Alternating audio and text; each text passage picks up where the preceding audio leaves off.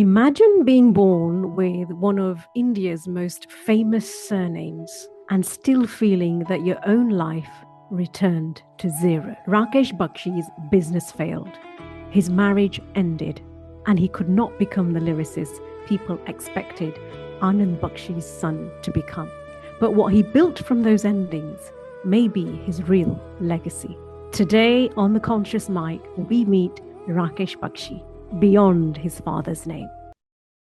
Rakesh, welcome to The Conscious Mic. Our first conversation was deeply centered around your father, Anand Bakshi Saab, and we spoke about the man behind the legendary songs that he's written for Indian cinema, and of course, spiritual wisdom inside so much of his work that was involved. But today, what I want to do is turn the lens towards you, because you've got your own fascinating story, which we briefly touched about last conversation that we had. You're a writer, you're a filmmaker, you're also a children's author as well, and you're involved in several acts of Seva. So today's conversation is about meeting Rakesh Anand Bakshi, the individual. And where I'd like to start really is, who is Rakesh when the connection to cinema and your father is removed? So trying to separate me from my father or trying to separate me from my mother would be as difficult. It's possible, but as difficult as removing ghee from milk. It's possible, but there's a process. So they are me and I am them, I mean, if you go scientifically, then the mother's cells remain in me all my life, even after birth. And even my cells remain in her all her life, Our cells remain in a mother's body for all her life. So anyway, but yeah, I mean, practically speaking, I am a son and I got a lot of attention, undeserving attention sometimes, in the sense that sometimes we get a lot of respect and a lot of love just because we are someone's son or someone's brother or someone's associate in business, or we are someone's uncle. So yeah, I mean, I have had my share of doors and windows have opened for me because I'm his son. And sometimes I have gone beyond, and I've earned much more respect just being me. And sometimes I have let some people down who thought I'm Anand Bakshi's son, so they had certain expectations, and then they felt let down because the expectations were not met. For example, my marriage also is an example where there was an expectation that marrying somebody from the film industry, there would be a certain kind of a lifestyle. The lifestyle was not there. It was a home. It was a middle class home, and the name was upper middle class, and HNI, high net worth individual name. But the family life is of a middle class, So these differences sometimes shock people, and they cannot believe that our lives can be as simple as a middle class person's life. Though we may be driving expensive cars and we may be living in upscale land neighborhoods, and we may be having a fleet of people employed by us to do our tasks for us, privileged people that we are, blessed to be. But still, by way of virtues, by way of philosophies, by way of emotions, by way of relationships, I don't think I'm any different from any of my employees. Only our bank accounts, the balance is different. Everything else is the same, like you and like anybody else. So in a school, I should get a lot of attention both ways. Even there were teachers who were big fans of my father, so they treated me very specially.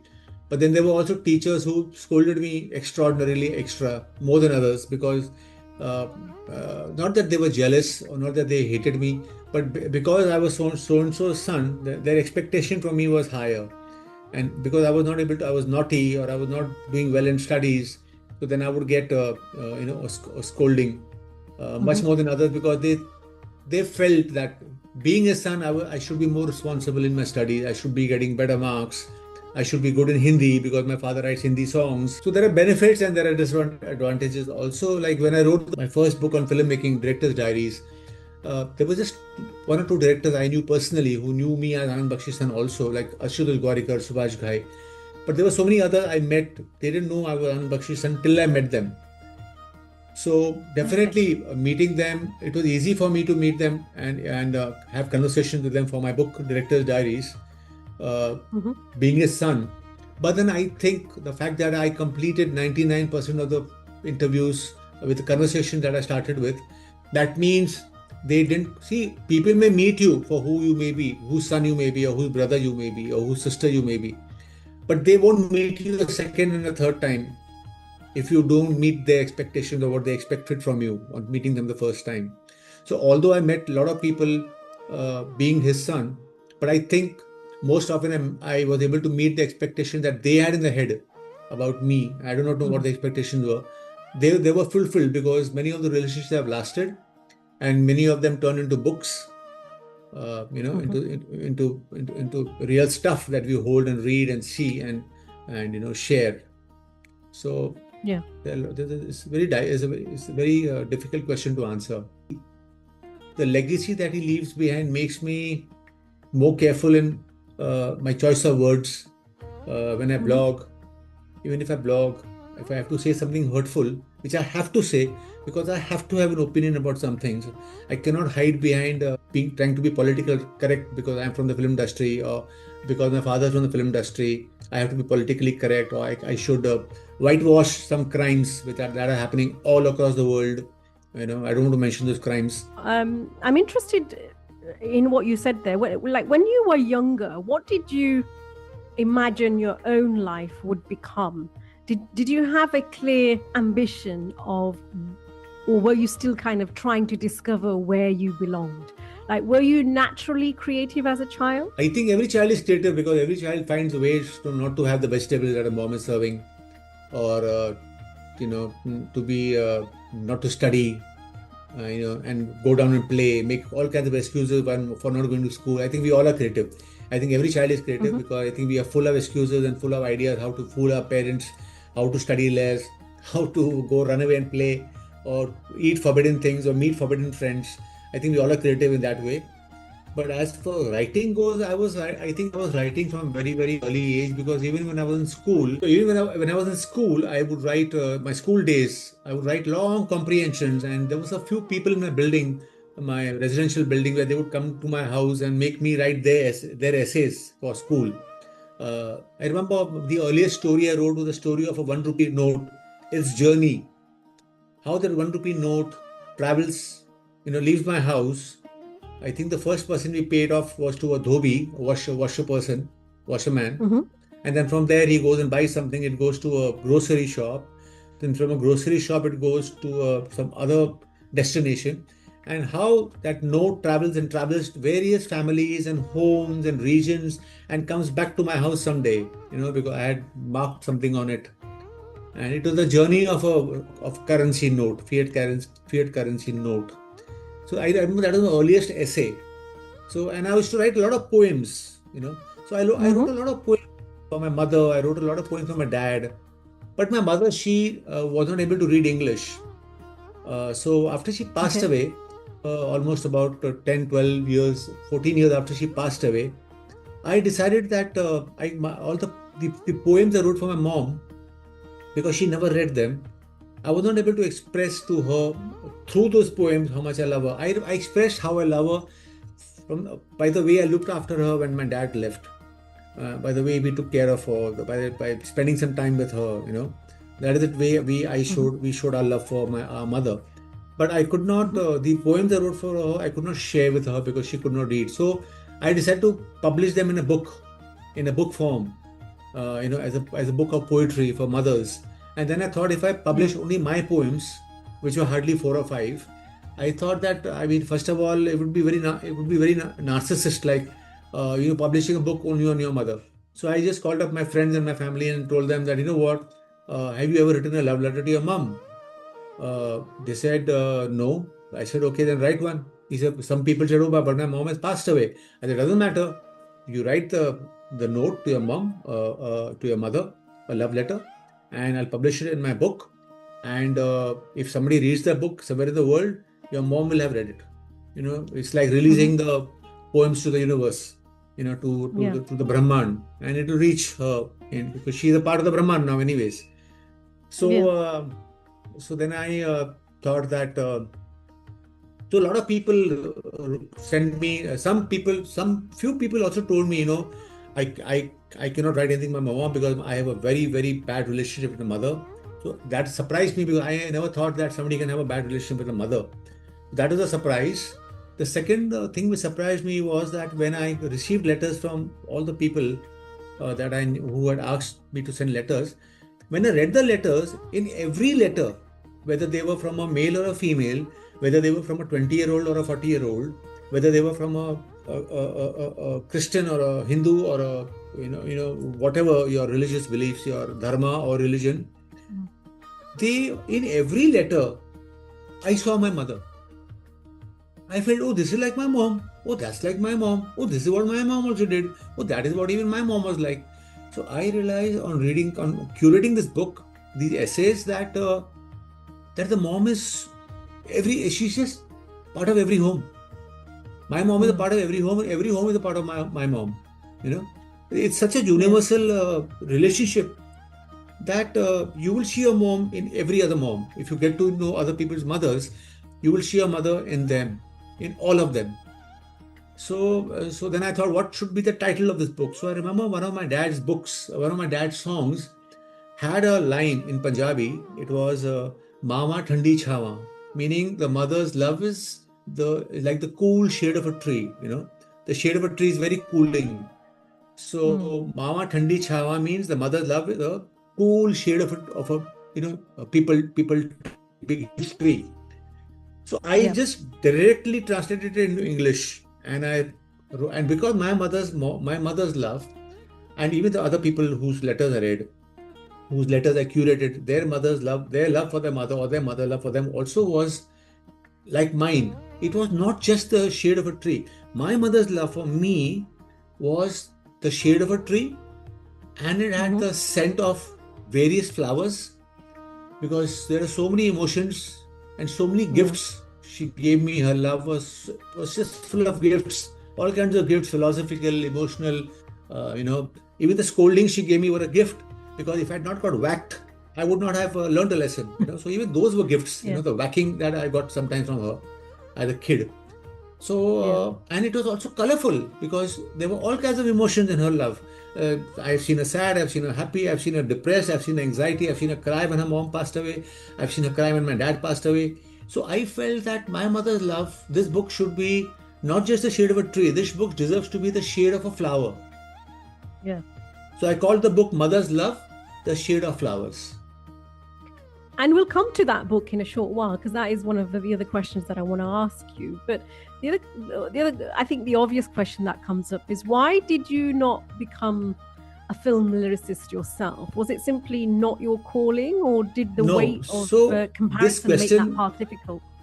So this question, I was subconsciously seeking this answer within me for many, many years, because sometimes many people meet me and say, oh, you don't write lyrics? Oh, don't you write poetry?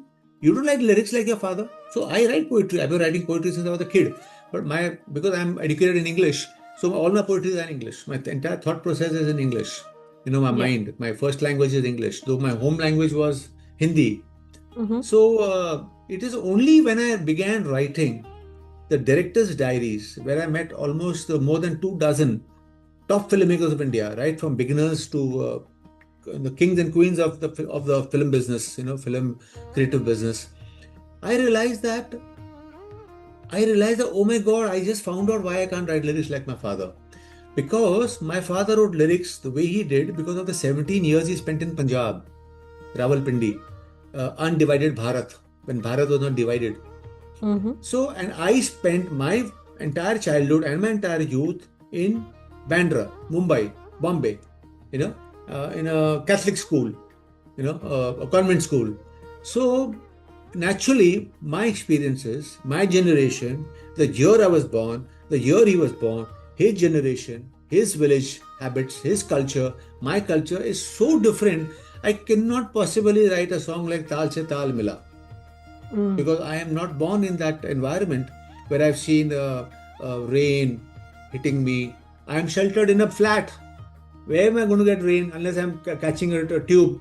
I'm catching the metro, or I'm taking a taxi, or I'm getting off the car. I'm not going to get rain, and I'm not going to get wet at all. I mean, there are so many days, entire monsoon goes through, we don't even get wet. because we got umbrellas and we got cars and we got metros, we got rickshaws and we got whatnot in India. So, and living in a village, you got khet, you got trees, you got open fields, skies. You can see the sky throughout the day. For me to see the sky, I have to leave my house. I have to get out of my building to see the sky. So how am I going to write a song like "Mere Desh Mein Pavan Chale Purvai"?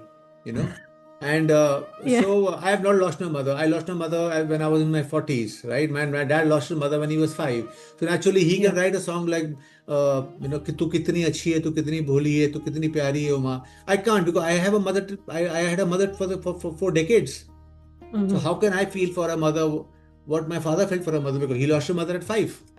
So then I realized, when I met the directors and I heard their stories and how they came into movie filmmaking, that's when I realized in 2014, 15, 16, 17, from 2011 onwards, I began writing the book. I published it in 2015.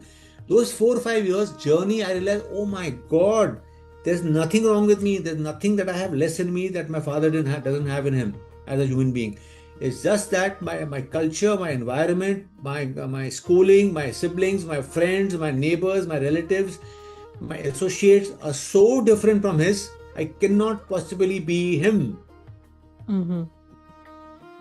I got the answer. My first book gave me the answer to my lifelong question: why can't I write like my dad? And you entered filmmaking in your 30s, I believe, and like you've mentioned, you assisted Subhash Ghai for several years. But beginning around the time of Tal, you said that was your first film that you worked in. What did working so closely with him teach you about filmmaking, and more so about yourself? Working with Mr. Ghai made me understand my father better as a lyricist, because he would tell me very often, he would share with me how he and my father worked, because my father very rarely shared how he worked with us, because we were just dad and son.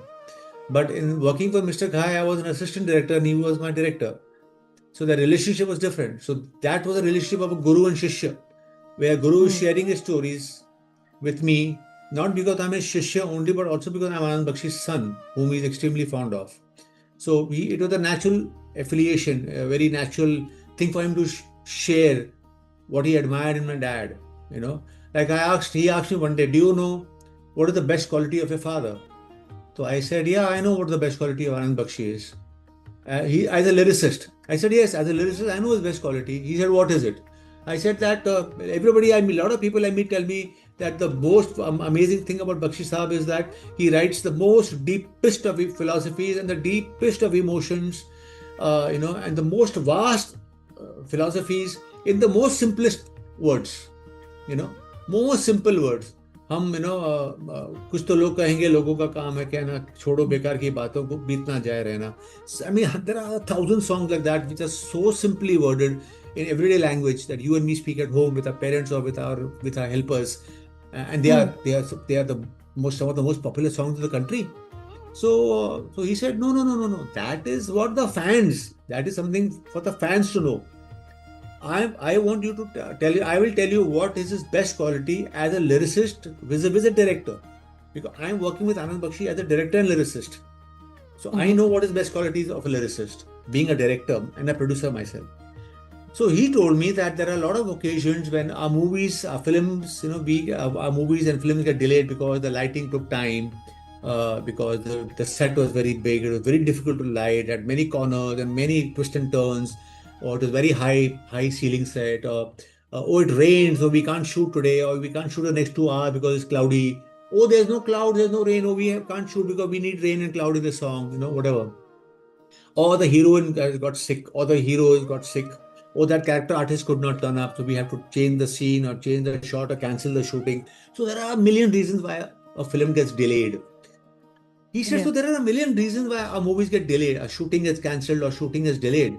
But in those 13, 14 or 15 films that Anand Bakshi and Subhash Ghai did together, he told me that not even a single moment was there when a single song got delayed because Anand Bakshi delayed it. He never delayed a song.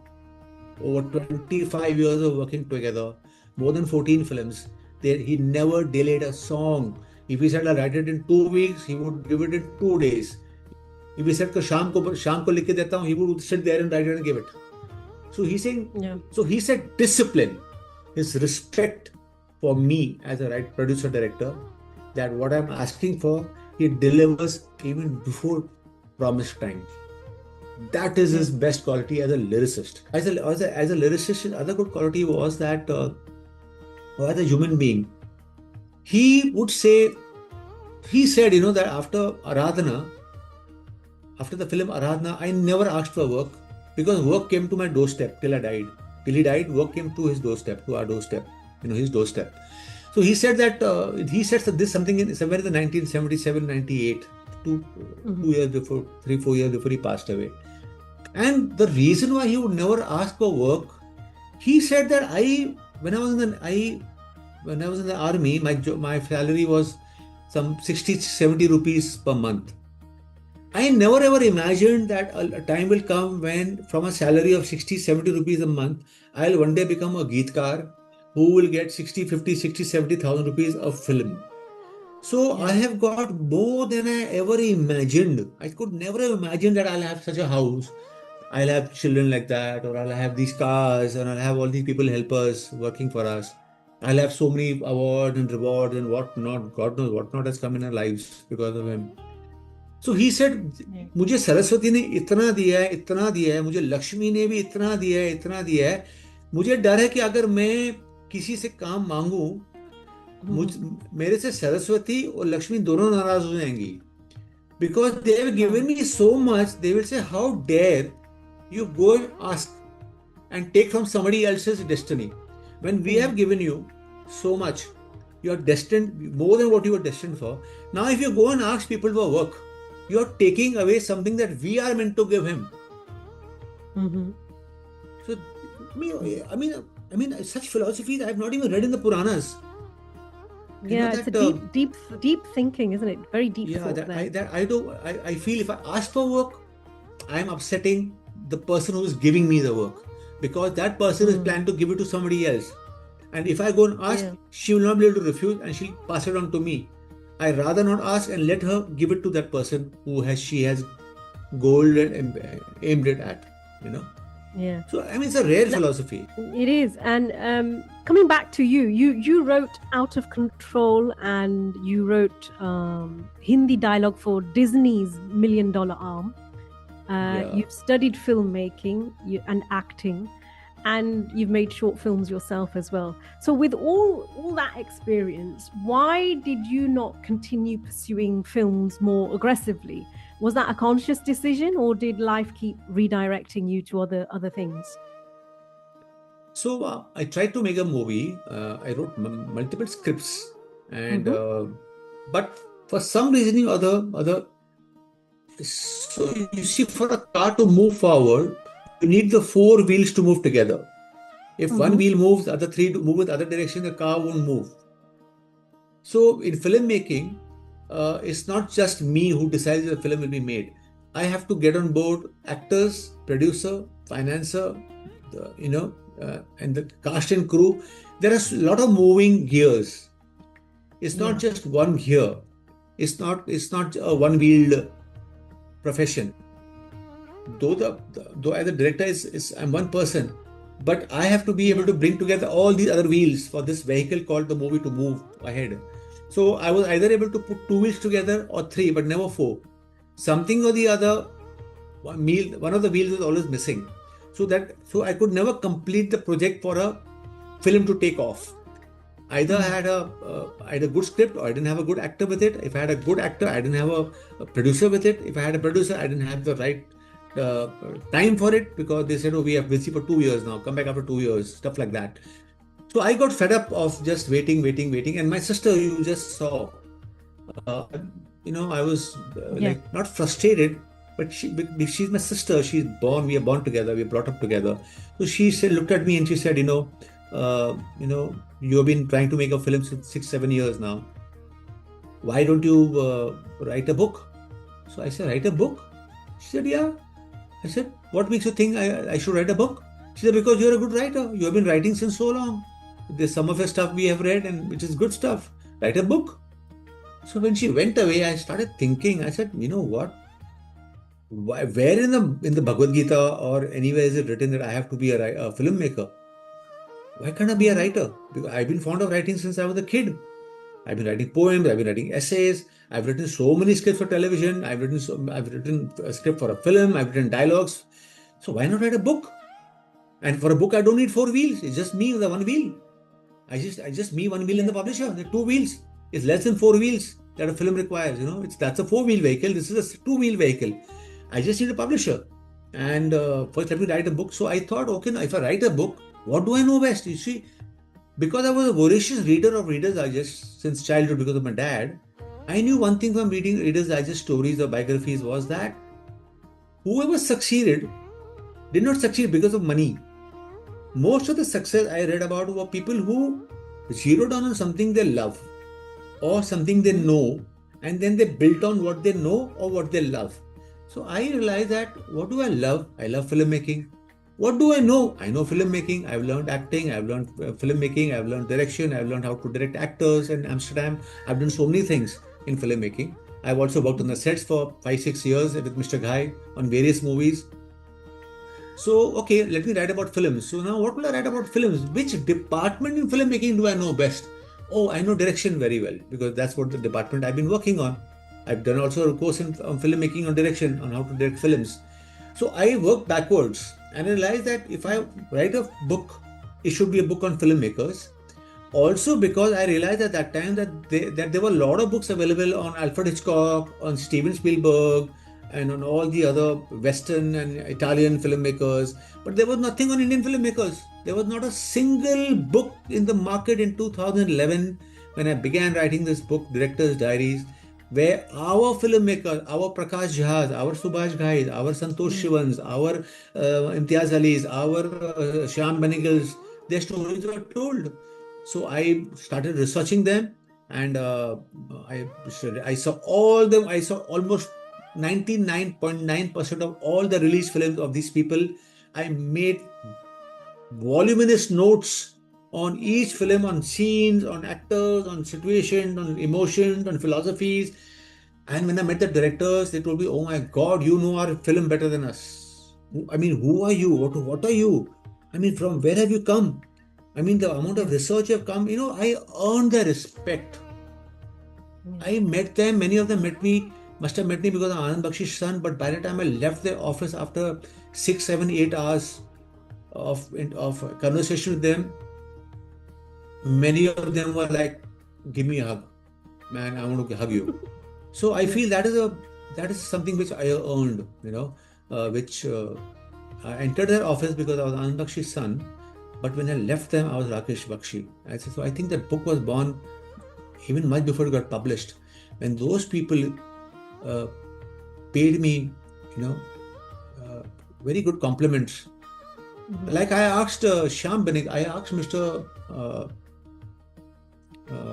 Govind Nihalani, such a senior filmmaker. After the book got published, I went to meet him to gift him the first copy, and I asked him, "Sir, you are such a senior filmmaker, and I'm such a bacha. I'm such an amateur. Yeah. This is my first book. I was not even an author before this. Why were you willing to share your story with me, your life journey with me? You gave me 6 to 8 hours of your life. इस जिंदगी के 8-9 घंटे आपने मेरे को दिए. क्यों दिए?" He said 2 reasons, Rakesh. The first reason was when you came to meet me, even before you said you wished me a good day, you told me, "Sir, I have never written a book in my life. This is the first book I'm writing in my life. I have never written a book, but I know how to write this particular one." You are so sure of what you're doing, though you had never done it before. Yeah. Your confidence blew me. Number 2, when you would call me for interviews, meet me, I would tell you, "Call me after 2 days. Sometimes I would tell you, "Call me after 15 days. Sometimes I would tell you, "Let's meet next month." Sometimes I would tell you, "Call me at 4 p.m. later today." Every time you stuck to the time, if I told you 2:30, you called me.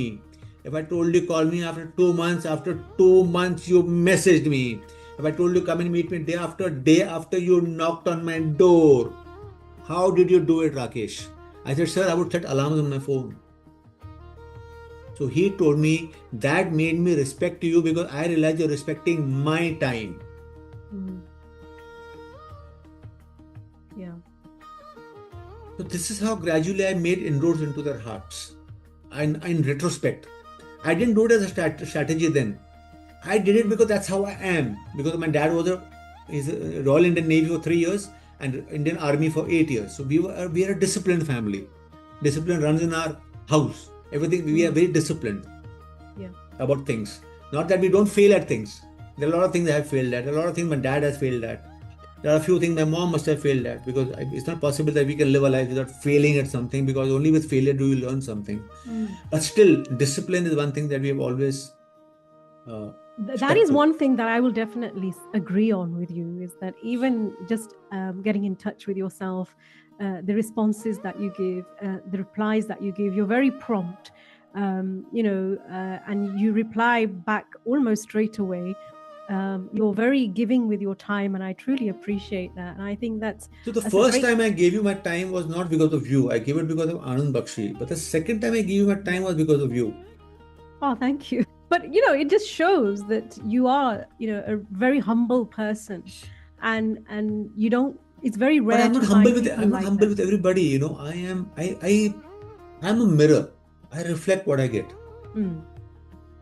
I've been wrong sometimes. Sometimes I've been right. But by and large, if I get love, it's natural I'm going to give it, because I'm going to just reflect what I get. Yeah. From where am I going to give? Yeah. You're absolutely right. My next question for you is, you've spoken about your direction. You've spoken about how much, how many directions of films that you've done. You've gone through the art directing and all of that, and you've learned a lot.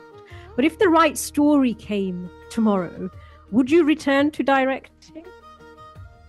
No, I would not. I would pass it on to somebody I feel can do justice to it.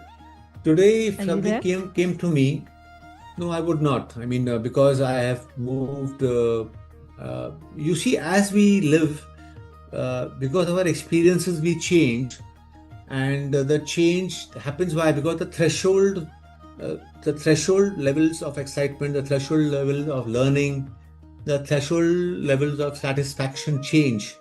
What excites you or what makes you happy changes. Seeing a loved one would excite you. Today, seeing a loved one would not excite me. I would just want to embrace that person, but I would not be excited. I would just take it as I would take it as a blessing, but not as excitement. Because when you, what I mean to say, like when you discover Ishvara, you discover God, you discover the Brahman, and you realize that the love, the loved one is within us, and the one which will always be there. The eternal love is within, and it's that eternal love. Once you start experiencing eternal love, then your loved ones, you love them, and you feel blessed, and you want them with you, but you're not excited about things anymore. The excitement goes, and a deeper bliss, a deeper love, a deeper peace comes into us, comes into me, and has come into me. And so I would be more excited. Like a script came to me regarding a dharmic subject, and I immediately passed it on to somebody who I felt can do justice to it as a director. I don't want to do it because I would not want to get into that again. I'm now discovering spirituality. I'm deep into the Vedas, Upanishads, the Puranas, and that has completely it's given me the kind of peace and happiness, a deep love, a deep peace, and it has made me love my sisters, my brother, my staff, animals, plants, this curtain. I mean, everything just changes. The whole perspective changes. Nothing excites you. I love it. It does. It opens you up to something completely different, another world, another realm. There's no excitement, but there is love. There is bliss. There is peace. There is empathy. It's so deep that you can't even explain it. What would you say to someone? Yeah, absolutely. what would you say to someone whose work keeps being rejected? Like, they've got the creative ability, but the world is not opening the door to them. What would you say to somebody like that? I would say just go and buy a seed, put it into a pot, and keep the pot, outside in the window, and look at it all the time and see how often that sapling gets knocked down by the wind. And yet it keeps growing up, up, up, up, up, till the roots go down, down, down, down. So we just feel that we are the only ones being hit by the wind.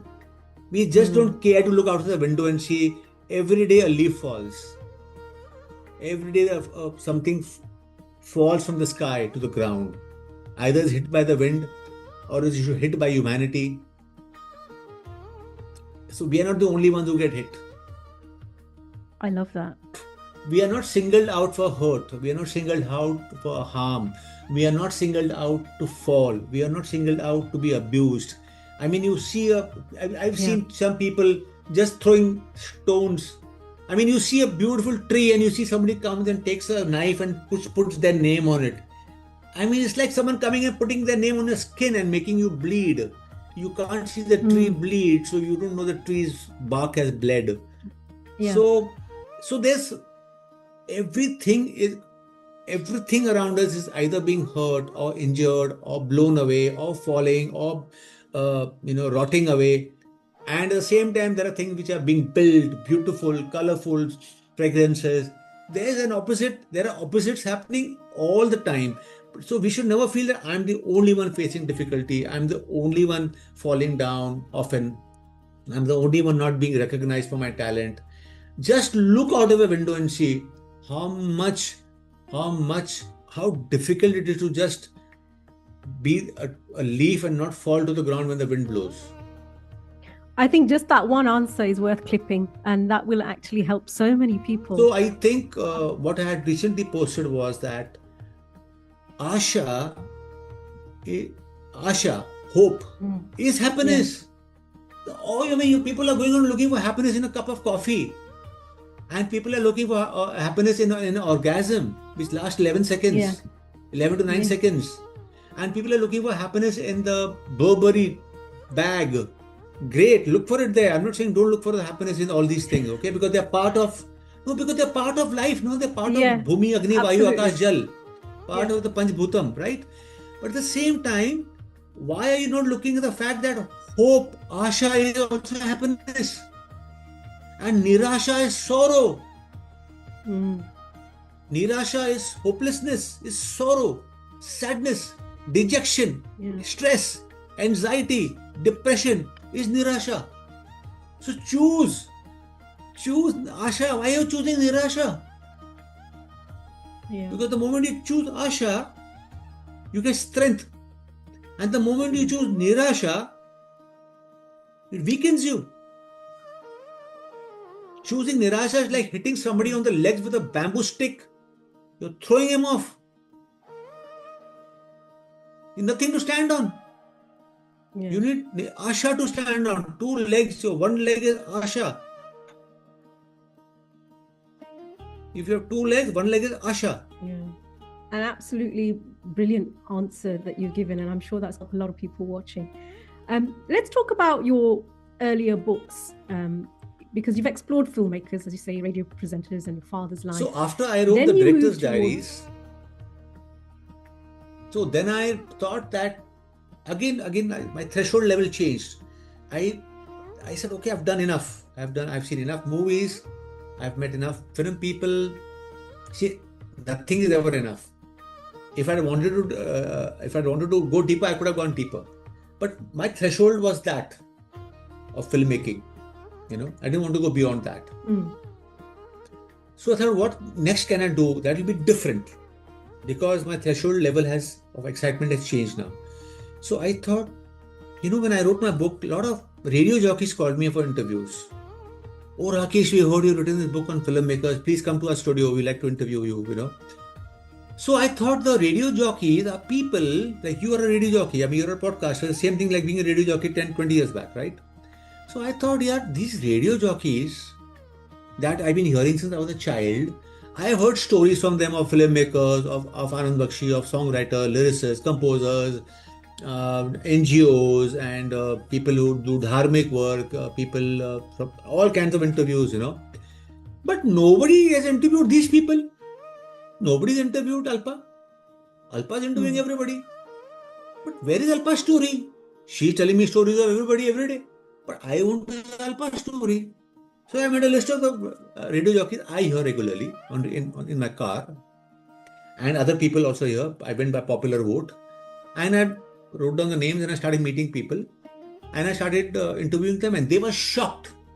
Because in their life, first time somebody came and told them, I want to do a book on you. Till then, they were meeting people who were doing books on others. They were interviewing authors who were writing books on others. Yeah. They had never met somebody who wanted to write their story.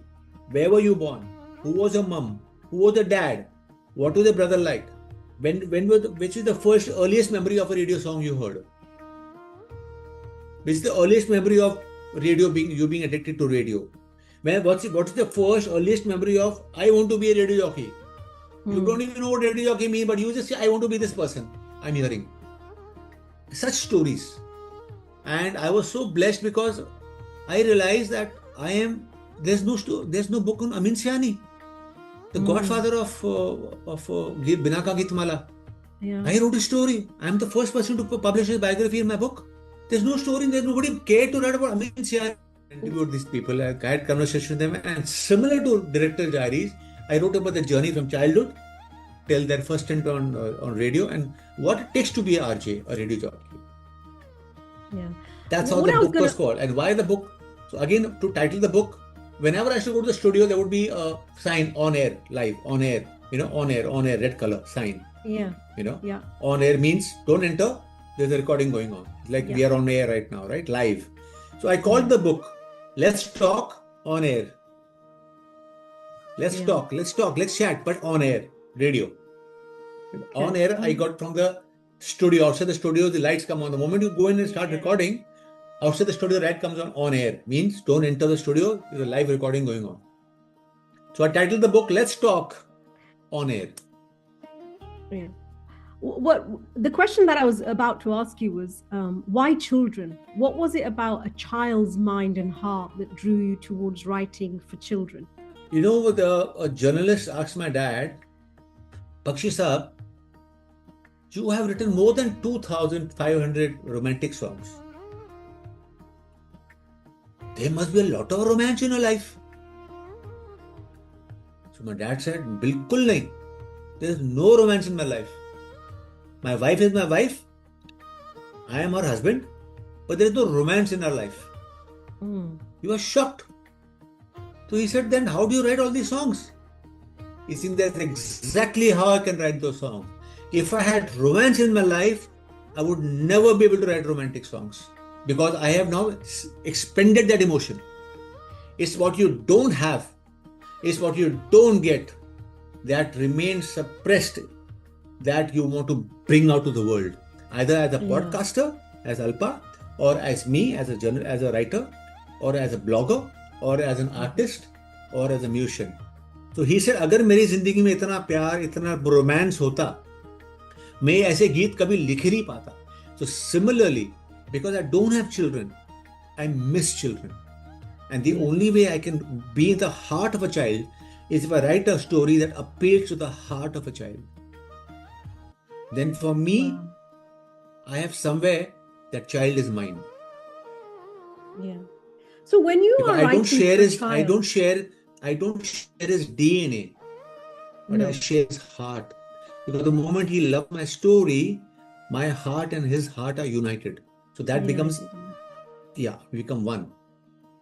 So when you're writing for a child, are you also speaking to the child still living inside the adult? No, I am expressing the child in me. Not speaking, I'm expressing it. Yeah. My first book was what do I want to be when I grow up? What will I be when I grow up? That is my first book as a writer for children. Because I know from my own experience that I always wanted to be like my dad. I would copy the way he walks. I would copy the way he would write. I would copy the words he said. And when I see my young friends' children, they copy their parents. Like I also seen people who want to copy their dada or their nani. They want to be like the nani. Because a child's life, a child's world is not beyond the homemade, the chauffeur and the doctor that he visits for his jabs, and the parents and the siblings and the dada, nani. He doesn't know what is a restaurant. He doesn't know what is CEO. He doesn't know what is a scientist. A child just knows mama, papa, didi, bhaiya, and the bhaiya who takes him down to play will be the helper, and the didi who takes her to the garden when the mom is busy is again didi, or she'll know the doctor who she'll be very scared of, right? The child. So I felt that if a child of age 7 only knows so much. So if I ask a child age 7, what do you want to be? He won't say I want to be a scientist. He won't say I want to be an IAF pilot, Indian Air Force pilot. He'll say I want to be like Papa. I want to be like Mama. I want to be like Didi. She studies a lot. She gets good marks. Yeah, and I think for daughters, their fathers are their idols, and as these daughters grow up, they also look for partners similar to their fathers. There's research done on that, where daughters will always do that because they look as their father as an idol for them. It's their hero, right? When I interviewed the directors, I realized that. I asked similar question to almost every director. Almost similar. 99% questions I asked them was similar, because I knew from my experience of reading so many biographies of so many people that though I may ask you and my brother the same question, my brother and you will answer separately. We'll have different answers to the same question. Correct. So when people read the book, they realize that, oh, this director has given this answer to the same question, that this director answered something else. So that will make them realize that everybody is unique. Yes. Every director has a unique way of working in life. Every director has a unique way of reaching where he reached and he or she reached in their lives, right? So similarly, I realized that when the directors, the male directors I met, when they spoke about the mother, I asked the same question. And they loved their mother as much as they loved the father. But there was a difference. And the difference was that when a few directors, when they spoke about the dad, they started crying. Which they did not when they spoke of the mom, though they loved their mother as much. And then after many such interviews, I found out the answer to why they cry. Why do these people cry when they talk about the dad? It's because they got the least of time with their dads. Yeah. Because my generation, the generation I met who cried speaking about their dads were busy working. They would leave the house probably at 7, 8, 9 in the morning and not be home before 10, 11, 12 at night. The child is asleep. तो उनको अपने daddy के साथ वक्त बहुत कम मिला. और mummy and our generation, moms were by and large homemakers. And the generation of the director I met, by and large, their moms were homemakers. So somebody who is always there is not just taken for granted. You get so much love that you become blind to it. You become it doesn't like, you don't miss it because it's always there. What did I tell you? What did Anand Bakshi say? Why I brought up Anand Bakshi's incident to answer this question? Because Anand Bakshi said, जो नहीं मिला, जो नहीं है, वही गीत में निकलता है. होता तो नहीं निकलता, क्योंकि वो तो expand कर दिया ना मैंने. By kissing someone, I've expended their energy. Now how will I write about it? It's because I'm not able to find that person to romance with. I have to bring it out my words in the film situation, right? Similarly, because their fathers are always away, moms are always at home, तो mummy के साथ जो प्यार था उसने वो expand हो गया ना. वो मम्मी को हक कर दिया उसने. मम्मी से चांटा भी खा लिया और मम्मी का प्यार भी ले लिया. लेकिन डैडी तो मिले ही नहीं. वो डैडी गुजर गए फिर. By the time they grew older, dad passed away. Or they had to leave home and live separately in another home with the child and the wife. So they didn't get the dad. Enough. So who do they miss? Not the mom. Not that they love mom less. जो जिसके साथ वक्त बहुत कम मिला वो ही याद रह जाता है. मम्मी तो हमेशा थी साथ में. What do you think children are not being taught enough today? I think what we have lost is there was a habit in our culture where we were made to touch the feet of our parents in the morning and touch the feet of our elders. That is the biggest loss. Because the reason to touch the feet was not subjugation. The reason to touch the feet was acknowledging where you come from. Yeah. Your ancestry, your heritage, your culture. That is the biggest loss of our society. You don't become small by bowing down to someone, you make that person taller. If I stand in front of you and bow down to you, my height becomes half, your height doubles. If I look at you and if I bow down to you, you become taller to me because I'm here touching your feet. I have shortened myself and I made you taller. Yeah. That is what we have lost. Yeah. I agree. I absolutely agree with you there. Let's talk about your book then. The first one, When I Grow Up, What Will I Want to Be? The title is not simply what will I be when I grow up. It asks, when I grow up, what will I want to be? Why was the word want so important to you? Because as a child, you don't know what is need. You just have wants. Because the needs are fulfilled by our parents. It's just want. I want chocolate. Child never say, I need chocolate. You and me say, I need chocolate. Because we know the difference between need and want. A child at 6 and 7 and 8, the target audience of that book is at the stage of want. I want chocolate. I want pizza. I want chicken. I want that shirt. I want that school bag. Have you ever heard a child say, I need a school bag? No. Want.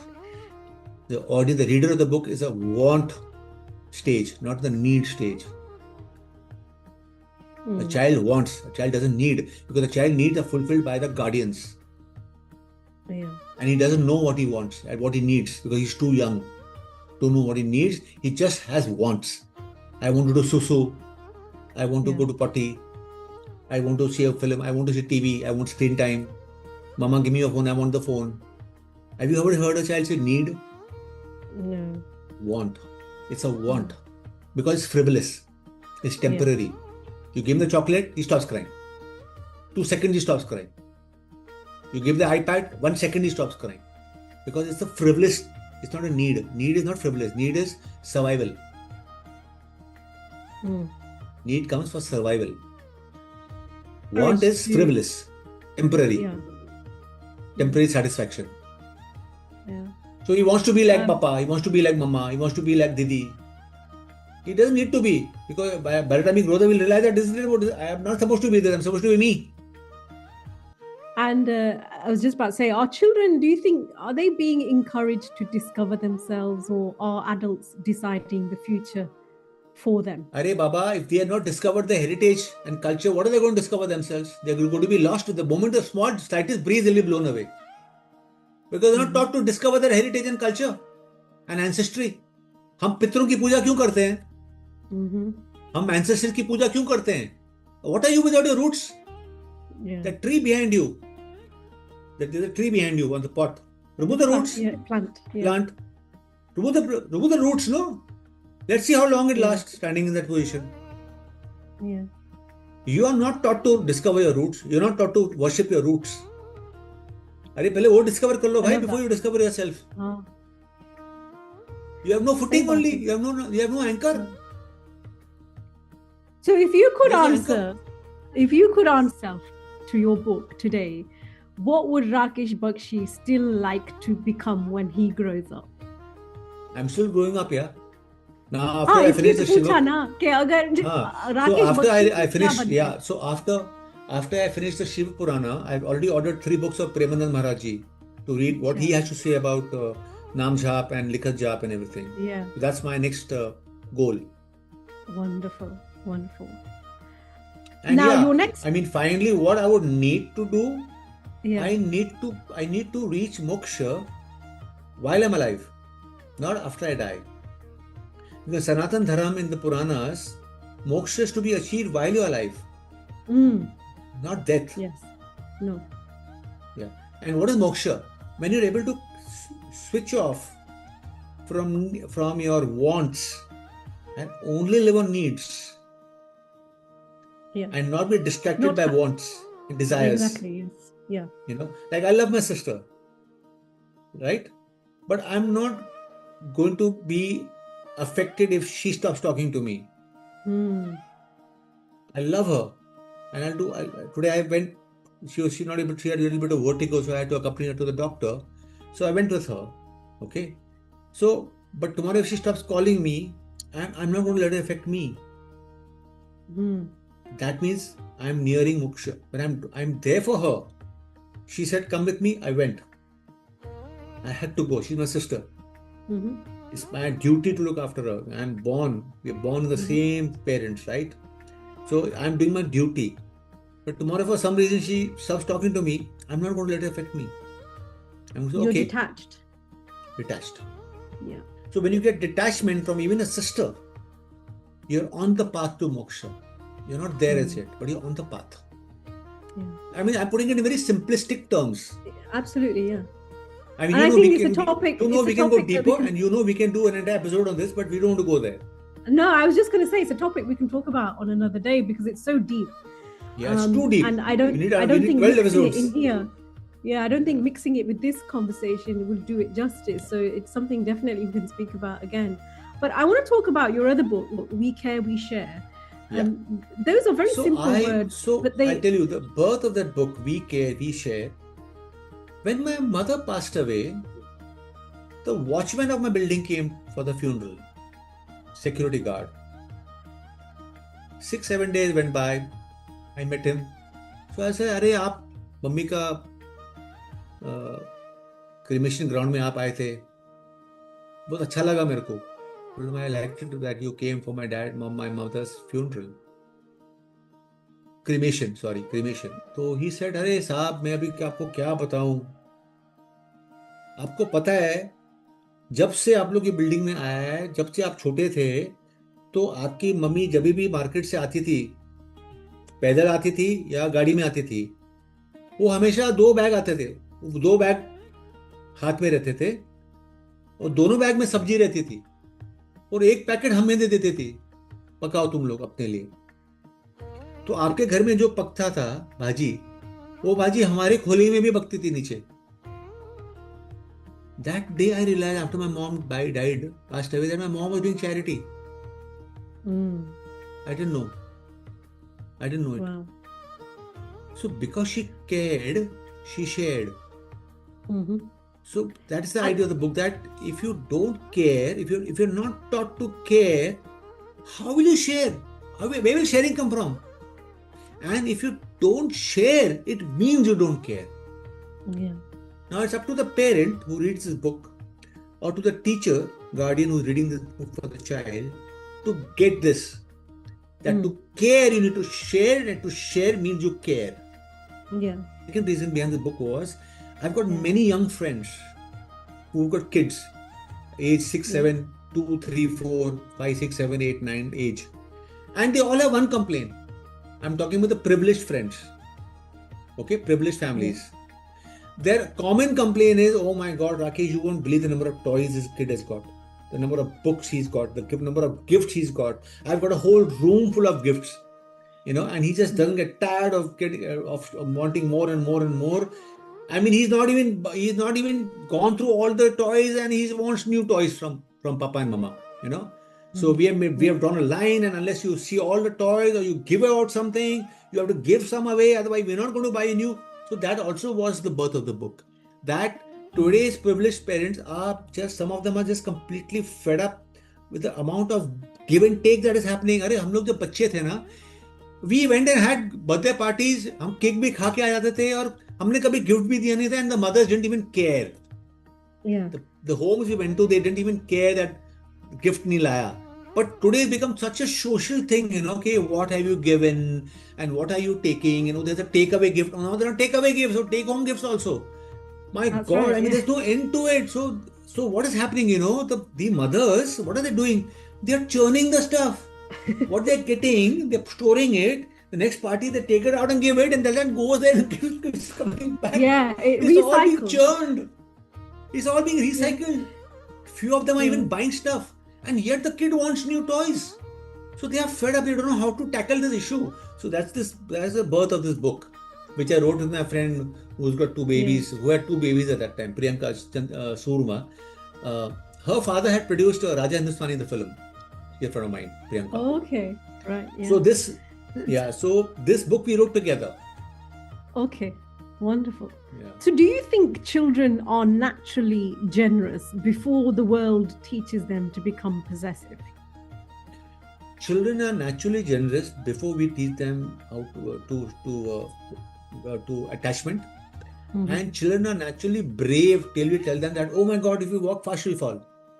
Yeah. Yeah. They don't know what fall means. We teach them what is fall.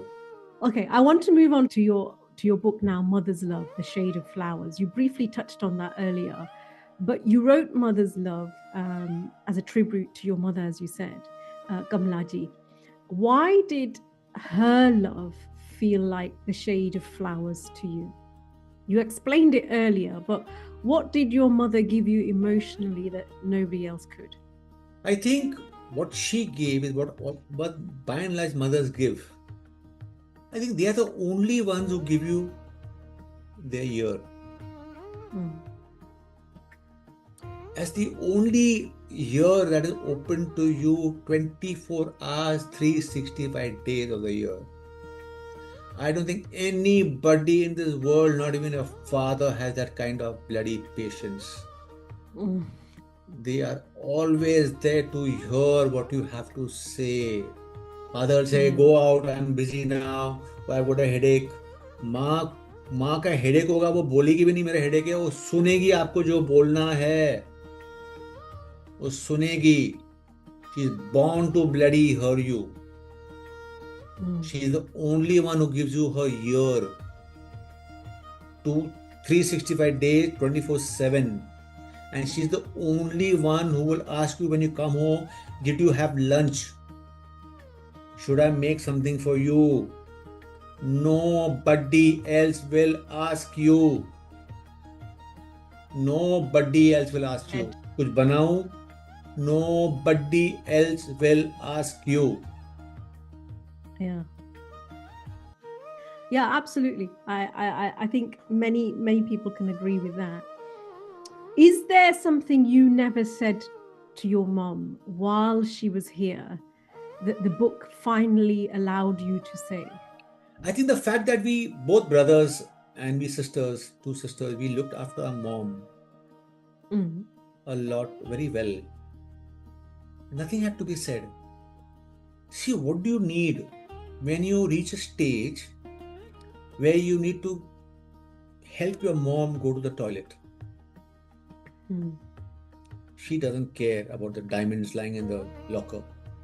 Yeah. She doesn't care whether you tell her I love you. She doesn't care that whether you tell her, whether you don't hug her. All she knows is that when I need to go to the toilet at 2 in the morning and my son is sleeping, he has arranged for a caretaker who will take me to the toilet and put me back in the bed. If that is there for her, I don't need to tell my mom that I love her. Yeah. She knows she's secure. She knows that looked after. My needs have been looked after because she looked after our needs. When I needed to go to the toilet when I was 2 years old, 1 year old, she would wake up at night and take me to the toilet. Yeah. I can't do it now because I've got to go to work the next day. Yeah. Right? And we are privileged to be able to afford a helper. So we employed a helper. And when we were in the daytime, we would do it. We would help her, right? But the fact that a mother knows, even if the son is not there, he's in the next room or he's in another country working, okay, earning a living, okay, remitting the money to her. The fact that he's arranged for her to be looked after is enough. Doesn't tell her that I love you. Because we are forgetting that if you read our Purana and Shastras, there's not a single place where it is mentioned that so-and-so told that Shiva told Parvati or Parvati told Shiva, I love you. Never. Yeah. Or Ram told Sita, Sita told Ram, I love you. Never. It is in the action. Yeah. The fact that he left his country, went to a neighboring country to rescue her is the love. Yeah. Hanumanji didn't have to tell Ram, I love you. The fact that he put his life at stake to rescue her, to go and inquire, find out where she's being, hidden, where she's been captured and kept, is the love for her Ram. Is love for Ram. He doesn't have to tell Ram, I love you. कहीं भी नहीं हमारे शास्त्रों में, पुराणों में कहीं वो love word ही नहीं, I love you. नहीं है. है ही नहीं. Because true love is in action. Yeah. Well, they say actions speak louder than words, right? We never had to, in our culture, we never had to tell our dad I love you. The fact that you touch his feet in the morning when you wake up is the I love you. जो अभी खो दिया हमने उसको, इसलिए बोलना पड़ रहा है. हाँ. हमारे एक्शन में था. हाँ. एक्शन में था ना रोज डेली. Yeah. हमने निकाल दिया उसको, इसलिए वो आई लव यू बोलना पड़ रहा है. जो आई लव यू का एक्शन है वो तो निकाल ही दिया आपने culture. And I think even the word love has become so saturated that you see, there is no word called love in Purana. The word called is actually preet.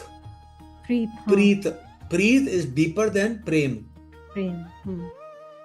When you go deeper than prem, when you go towards Ishwar, when you go towards love that is not romantic, love which is deep. Yeah. Deep, empathetic love. That is preet. Yeah. But the word love itself, what I'm trying to say is, it's very weak. There's no meaning to it anymore. People just use it very casually, the word love. See, Sanskrit cannot be translated to English. And the English language has been stolen from the French. And many other places they have stolen. So there is no originality in the English words. That's why you will feel a little weird.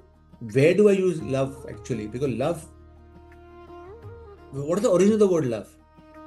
You see in Sanskrit, or if you go to the Latin and all, those words, they were roots. The words came out of a root. English has got no roots.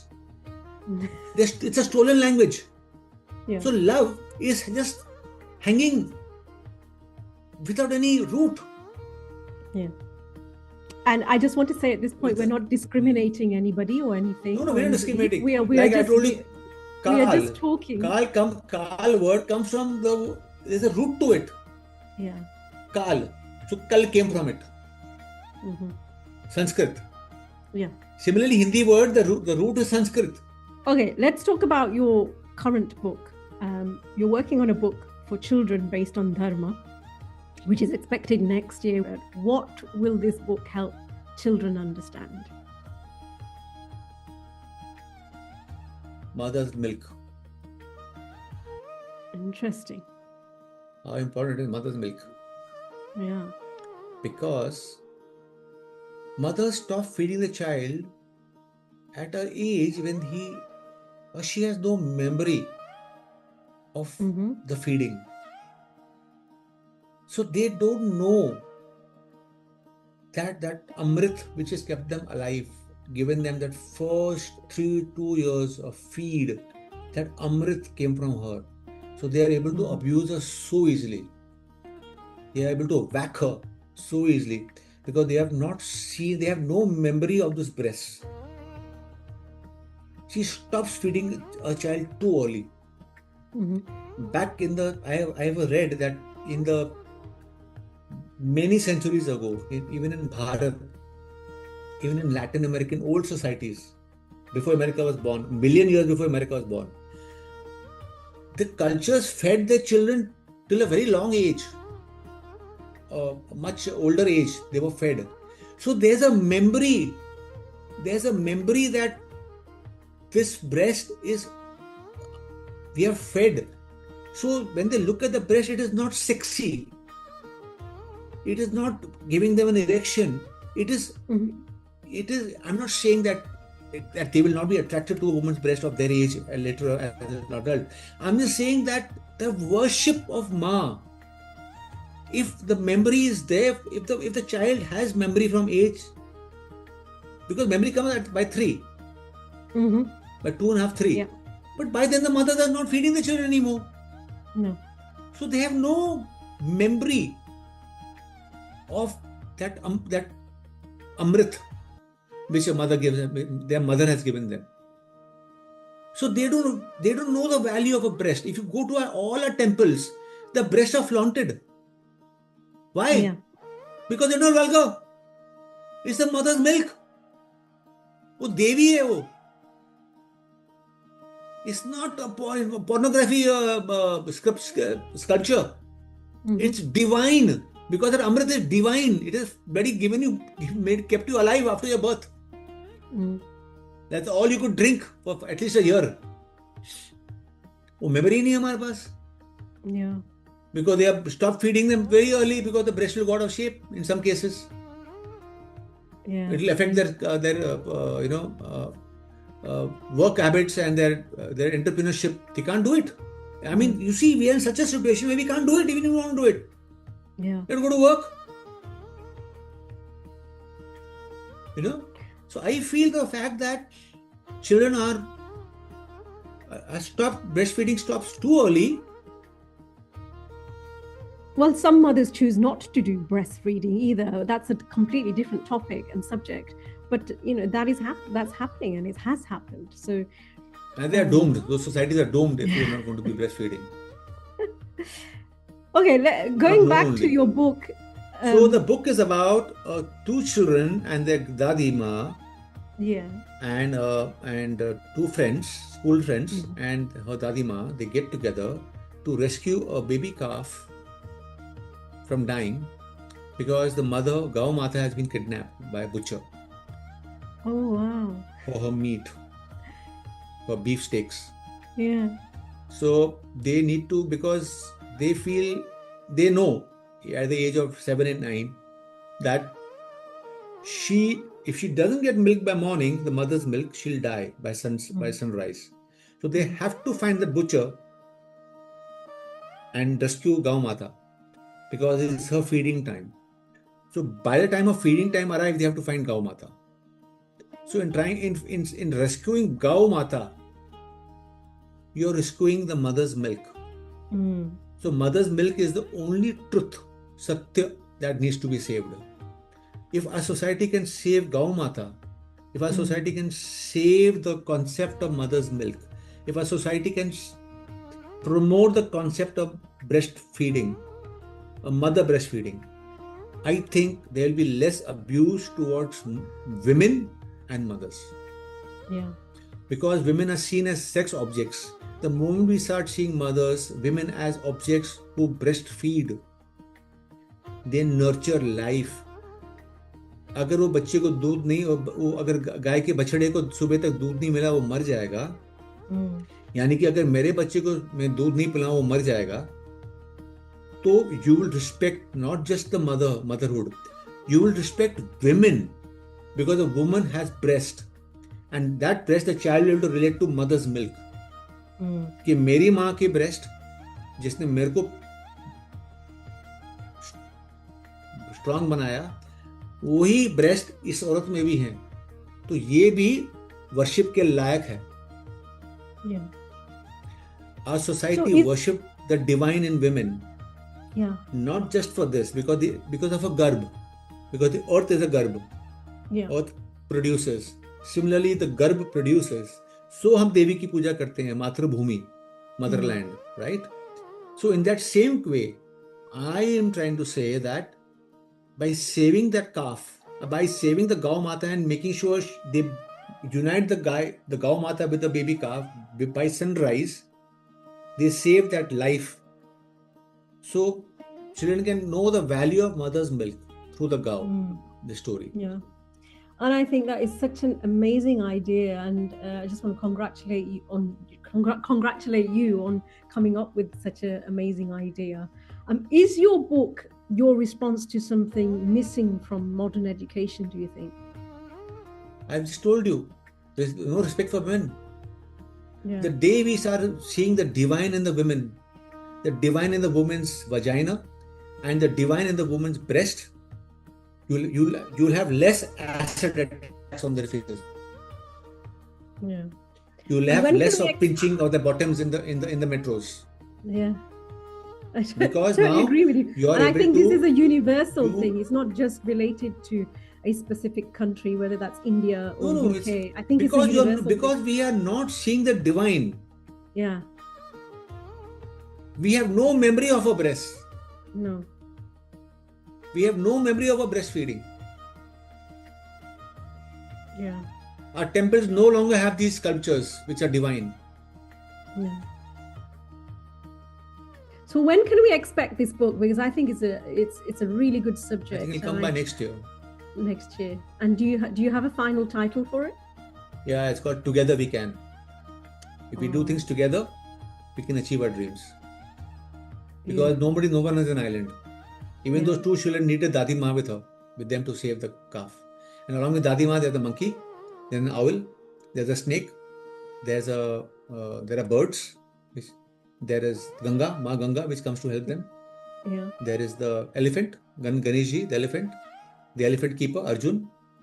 There are a lot of animals of the forest that all come together to save the mother's milk. It is so important to save mother's milk. Yeah. Such an amazing idea. I love it. I can't wait till it gets released. Please do tell me, and I'd love to purchase the copy and read it myself. I think it's a great concept. I'll send you the draft. Yeah. Before we go into for corrections, when we make our first draft, then you can give us your feedback on the draft.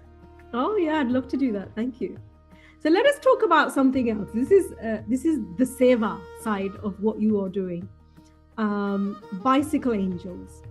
What did you see on the streets of Mumbai that made you realize that a bicycle could be much more than a transport? So when I began cycling in earnest, after many years, almost a gap of 30 years, I began cycling again every day as a sport.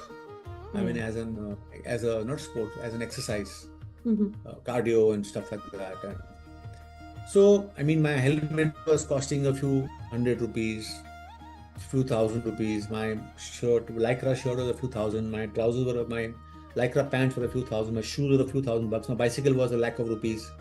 So when I would ride early in the morning at 4 o'clock, 5 o'clock in the morning, who do I meet at 4:35 in the morning? Pav wala, ande wala, bread wala, newspaper wala, doodh wala, all these people, you see. So when I would pass them, they would be struggling on their bikes and I would be on a gear bike. I would zoom past.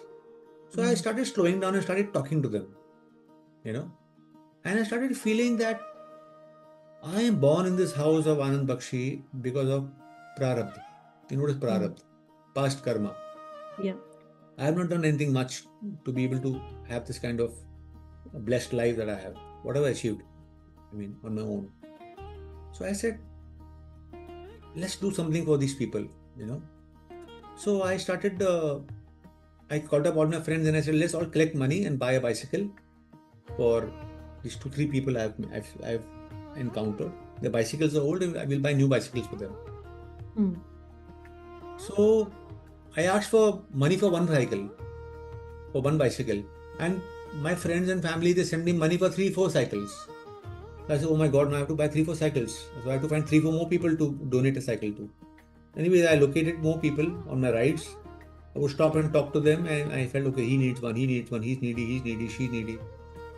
So then a friend of mine who was also a cyclist, she said, Rakesh, what you have done is such a nice thing. Why don't you blog about it?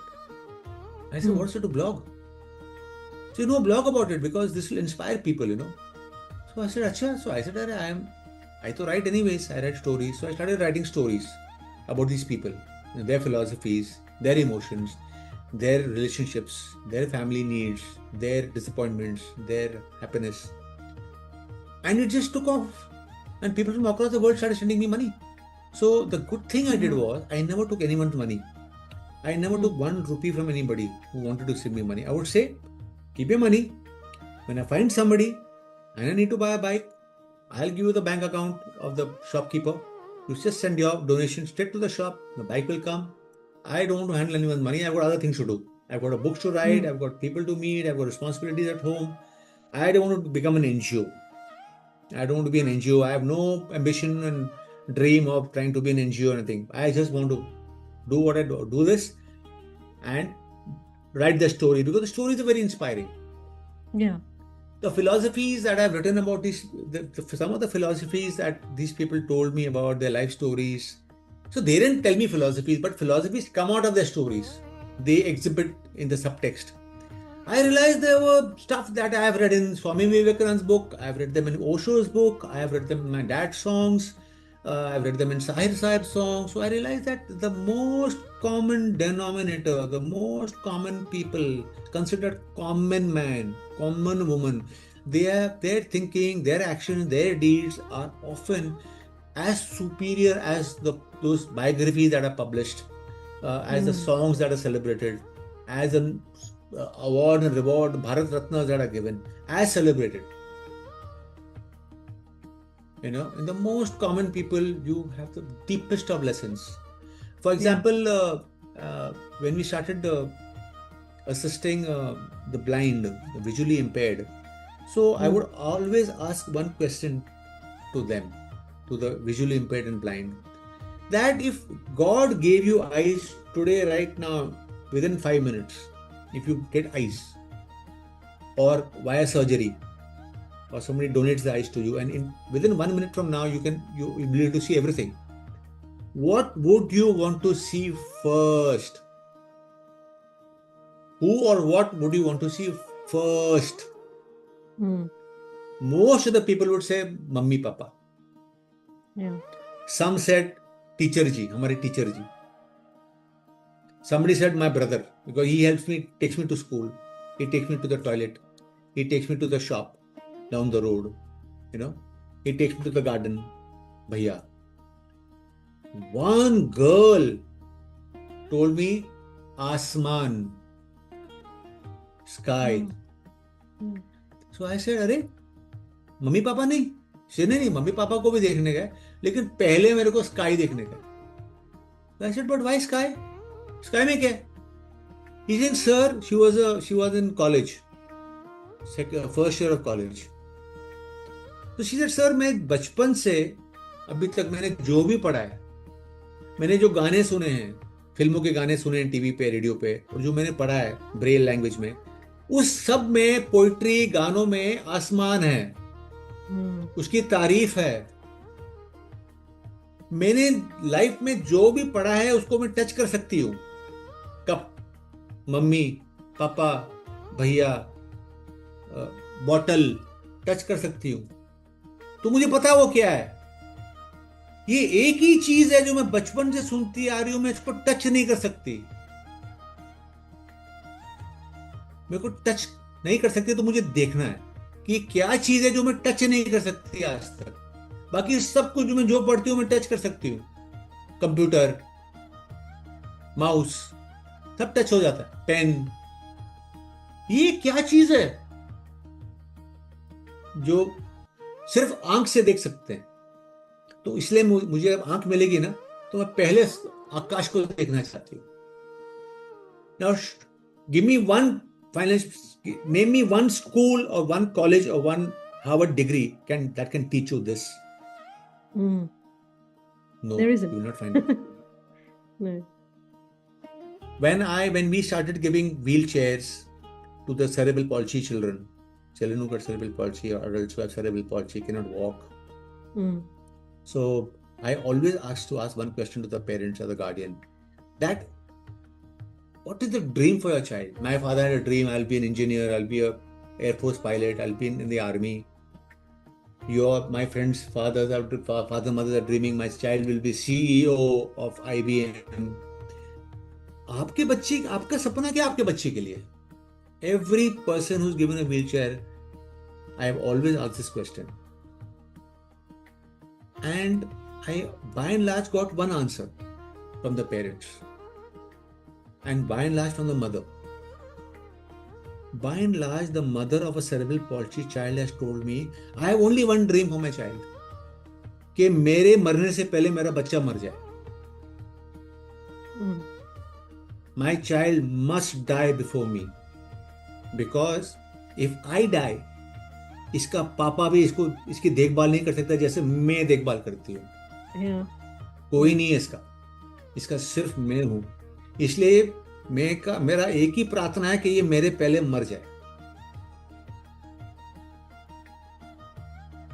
Which degree, in which institute will teach you this emotion or this reason for someone to have their own child die? Nobody.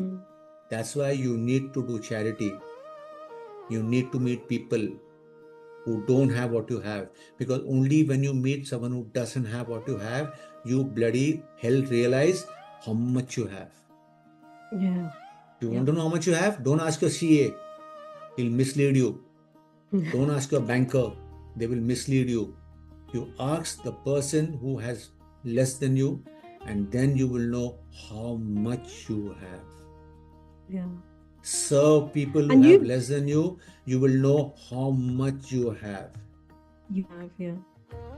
You've deliberately kept Bicycle Angels personal and transparent, connecting supporters directly with people, as you say, who need a large organization around yourself. How can somebody watching this right now safely and genuinely support the work if they wanted to? So, when COVID, I'll answer this later. When COVID began, I started going around giving bananas. Because when COVID happened, there was one section of people which got hit very badly in developed nations. In developing nations. In developed nations, there are garbage vans regularly picking up garbage, trash. But in underdeveloped and developing nations, India is a developing nation, garbage trucks get delayed, and even if they don't get delayed, they come on time by and large. There are a lot of people even today who throw out stuff from their BMWs and Mercedes-Benz and Jaguars. They throw stuff out. They just have a bottle of water and they throw it out of the window. They'll have a pizza and pizza box, they'll just throw, believe it or not, out of Jaguars, out of Range Rovers. Cars are costing 1 crore, 1.5 crore. People just throw stuff out of the cars. So thank God for that also in a way, because there are hundreds and thousands of people in our nation who survive on that shit that they throw out. They earn a livelihood from it. They pick it up at night or they pick it up early in the morning before the garbage trucks come, so that then they can sell it for the recycling. So when COVID happened and everything shut down, less stupid people like us were outside in the streets in a Jaguars and a Range Rovers throwing stuff out of the cars. They were hit the most. They were also hit. The rag pickers, what we call rag pickers. They are not rag pickers. They are pickers of our junk, what we throw out of our fancy cars and fancy homes and fancy restaurants. Okay. So first of all, it's a derogatory word to use, rag pickers. So I realized that, oh my God, we are at home, no cars are moving around. There are people who are surviving on trash. So I began going on a bicycle, because we were allowed to ride a bicycle. And I started donating bananas to them and sing chana, because they're easy to buy and easy to distribute on a bicycle. So I began the initiative and I realized that many of these people that we call rag pickers, trash, they are running entire families on it. Their children are going to school, their children are getting married. Many of the women are wearing gold, Mangalsutra with gold. It is so important to them to have gold, culturally, that they are able to save enough money to even wear gold, though they are picking up our trash and selling it. They save. I mean, it's a nation of savers. It's a culture of saving. So I realized right down to the level of somebody who's picking up my trash, there is a deep culture of saving. Because if she's wearing a gold bali, or she's wearing a gold Mangalsutra with little gold, literally, it's so important that they have the ability to save in spite of having so little. And look at the developed nations, what's happened to them. They are not only got no savings, they are outmaxing the credit cards. They're living off the credit cards and gone beyond the spending limits. So I think, so that was like for me an eye-opener that saving is such a good habit in the developing nations. Still is. I don't know about the future, what's going to happen. But even today, saving is what has helped us get over COVID, because we were less dependent on doles than in many other countries where they had no savings, because everything is spent on a holiday to Europe, or a holiday to India, or a holiday to the Caribbean, or a holiday to a casino. There's no savings. They have no savings. We are able to see this terrible period called COVID because of our savings of the families. Yeah. Our savings are intact till now. Now, lately, I was reading about a year ago that the youngsters are not saving as much as my generation and the earlier. They are started breaking the savings for luxury goods, for buying the latest phones, and for holidays. So I see us going towards what the developed world has already gone through in maybe about 10 years' time. The savings will not be good of the young people. What would you describe? Because there's two initiatives here. I was going to come to the bicycle, to the bananas on 2 wheels. Yeah, so if people want to help, there no. There was before we come into that, I just wanted to ask you one thing. What would you describe Bicycle Angels and Bananas on 2 Wheels as? Charity, social responsibility, Seva, or simply just being human? It's not charity. Charity is I don't like that word charity. Okay. I think it is a social responsibility. Is Dharma. Because if you read Dharma, if you read the Puranas and the Vedas and the Upanishads, we are not a religion. We are a Dharma. The Abrahamics are a religion. Because we have no commandments. We have duty. We are duty-based. Dharma is duty.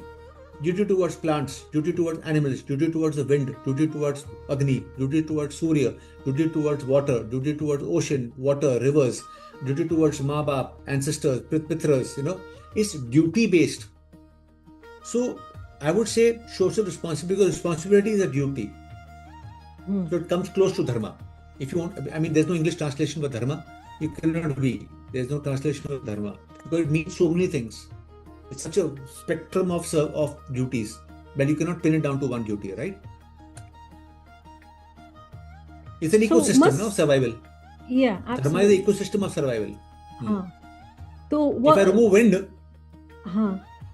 wind, earth fails. If I remove earth, Agni will fail. If I remove Agni, water will fail, because they all depend on each other. Yeah. So must Seva then remain, in your opinion, unseen? Or can sharing it inspire others to act as well? No, I think what Seva you do should be shared. First of all, Seva is not Seva if you do it with the incentive of becoming popular or becoming famous, or if you're doing it for Brahmalok. The moment you do any Seva for Brahmalok or Swarglok, or you do it for photo op, its effect is there, but you will not be benefited from it. It doesn't add to your karma. No. For it to be added to your karma, good karma, you need to do it without any expectation for yourself. Your expectation should be for the other. कि उसका फायदा हो, लेकिन उससे मेरा फायदा नहीं होना चाहिए. Then it's dharmic. If it's done for your own benefit, it's not dharmic. It is a good deed. That's it. It's just a good deed. It's not going to be added to your karma. Okay, that's a good question. It's not going to become. It's not going to become prarabdha. Yeah, it's a good answer. But then there's also another question that comes to mind. Then, does an act of service remain selfless if it also makes us feel good. So if I'm doing service, if I'm doing seva, but it's making me feel good, does it Feel good is remain attachment. selfless? Feel good is attachment. Mm. Yeah. You just do it. You do it because you're blessed. Yeah. It's just a good deed if you expect something from it. Yeah. The good feeling is also attachment. Yeah, now you're attached to the good feeling. Oh, I want the good feeling. I'm a good guy. You just do it because you can do it. That's it. Then it becomes a prarabdha. Adds added to your prarabdha. Otherwise, just a good deed gone by. Yeah. Not wasted. Now, since this whole conversation is about you, Rakesh Bakshi, let's talk a little bit about, because we've spoken quite a bit about Dharma, spirituality, duties, all of that kind of stuff. What does your spiritual practice look like in an ordinary daily life, if you want to share something with us? I don't know what will be tomorrow, because tomorrow has not arrived as yet, and yesterday is a memory. What was it today? So I woke up and I wrote a likhat jap of Radhe Radhe Radhe Radhe. Okay, yeah. Yep. And then 1 hour of yoga, 1 hour of yoga, and 1 hour of swimming, Okay. 2 hours. Okay. And then I come back and again I fill a few lines of likhat jap, so that settles me down. And then I get into the stock market, financial markets. I'm a heavy investor, long-term investor. I'm not a trader. So I study international markets, national markets. I'm deep into geopolitics because geopolitics affects geoeconomics, and geoeconomics affects financial markets of your region where you're invested. So if I am invested in India, Indian markets, I need to keep an eye out for what's happening across the world, because that's going to impact me. We're an exporting nation also, and we're also an importing nation. So the companies I'm invested in who export, they get affected. The companies that I'm invested in who import, they get affected. So if you're invested in India, you need to also be aware of what's happening in the regions where our goods get exported and from where our goods get imported. And we have to keep an eye on all the nations who are bullying us for their hegemony, because then that impacts our earnings of our stocks, of the shares of our stock markets, right? Of the stocks we hold. So that keeps me occupied throughout the day, along with writing books like the ones we spoke about. So that's also part of the day. But the advantage of waking up early is that if I don't wake up early, then I'm running after my day. I'm chasing my day.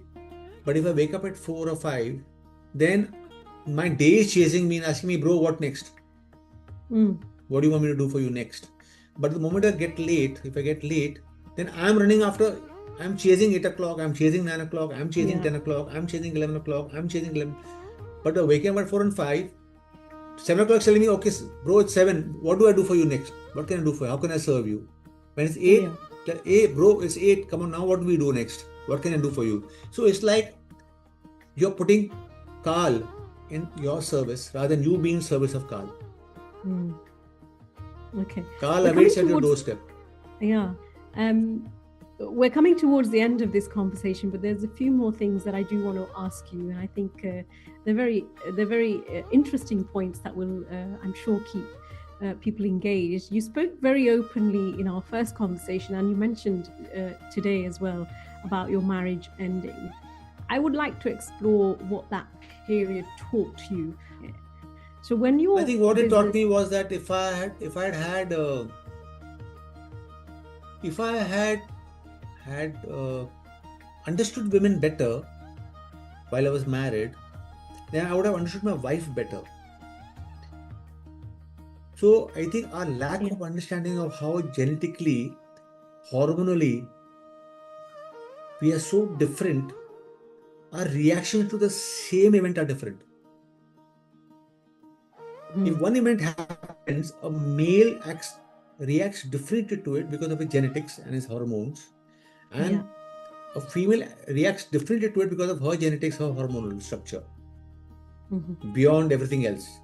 I mean, I'm not bringing up, I mean, there are so many other factors, culturally, family-wise, the kind of family you're brought up in, the kind of background you come from. I mean, there's so many other, but I think these are very big factors also, along with culturally how different you are, because how you brought up in your parents' house and how you have been brought up, your wife has been brought up, and they are going to clash because your parents are different. Her parents are different. They're not your parents. So naturally, they have been brought up in a different environment. You have been brought up in a different environment. But just knowing these things, basic things like we are genetically gender-wise different. There's a difference in gender. There's a certain sensitivity that comes to being feminine, and we look at feminism from a point of view of a male. We don't look at feminism from the point of female. When I wrote Director's Diaries, there was one particular director I had interviewed, and it was his chapter was being published. But my publisher called me up and she told me Rakhi was a female, and she said, Rakesh, I'm through with the edit. I think it's a fabulous book you've written, but there is one problem I have with one particular chapter. So I said, which chapter? What problem you have? She said, no, there's this particular director in this chapter, and this director has been named in the Me Too movement. He was there in the Me Too movement. He was accused of. So I said, what about it? She said, I'm very uncomfortable with this chapter being there. I have passed it. Everything is fine, but I think you should delete this chapter because I'm very uncomfortable reading it. So now by then, I already got the knowledge of how we are different. Men and women are different. So I said, okay. I told her, okay, give me a day. Let me get back to you. I cut the phone. I immediately called Goa. My school friend's daughter, she was a PhD in English, and she was one of those girls who was reading my books. So all my books are given to women to read for their opinion, because I'm male, I'm limited. I've always taken the feminine divine association in all my books from the day one, because I learned long time back that the assistance of a feminine in a male's work is very crucial. Very, very crucial. And how my dad did it was because of his belief in Saraswati. I didn't have any Saraswati belief as such at that time. But I had by then realized by reading various biographies that the female brings a point of view is so different from a male's. So all my books, if you read the acknowledgements in every book, I have acknowledged all the females who have contributed to my books for feedback. That's why I offered you my story also to read for feedback, because you're a female, right? So I called up my friend's daughter and I said, dude, this is the remark I've got from this commissioning editor of a book, of the volume. What do you have to say? Her immediate answer to me, though she was half the age of that commissioning editor, and she was from a different culture, different religion, and different state of India. She said, absolutely bang on, she's right, Rakesh, delete a chapter from the book. So I asked her again, why? See, because even I would be very uncomfortable. I would want to read a story. I said, listen to me.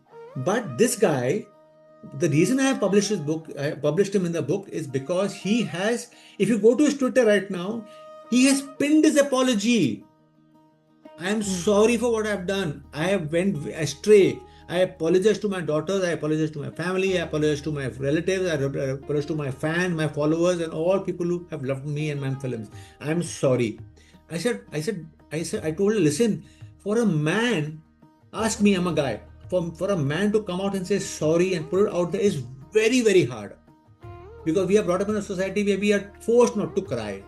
We are forced not to admit our faults. We are forced not to act, I'm tougher than the world. I'm tougher than my papa. I'm tougher than anybody. We men are trained like that bloody since childhood. So I said, this is the reason why I want him. That because he's one guy who's out there saying, yes, I did it, making no excuses, and I'm sorry I did it, and I'll try to be a better human being. I'll try to be a better director. I'll be a better boss. Okay? He said, doesn't matter, Rakesh. I am not interested in him. I cut the phone. I called the commissioner editor and I said, delete. Don't argue with these women because they are not willing to see my point of view. and they'll never see it because they're different from me. Respect it. Delete the chapter, I told her, and she deleted the chapter. And I'm not sorry about it, because I also have female readers, the feminine, who should not be disappointed in that edition. I cannot just live life with my male perspective. Though I had my reasoning, but I said, no, these two women are feeling odd about reading this chapter. Don't try to be a male here now. Become a female and delete it. I deleted it. And I've never regretted it. Okay. Because we are different, and acceptance is growth. If you don't accept, you will never grow in life. Well done for actually listening to those two women.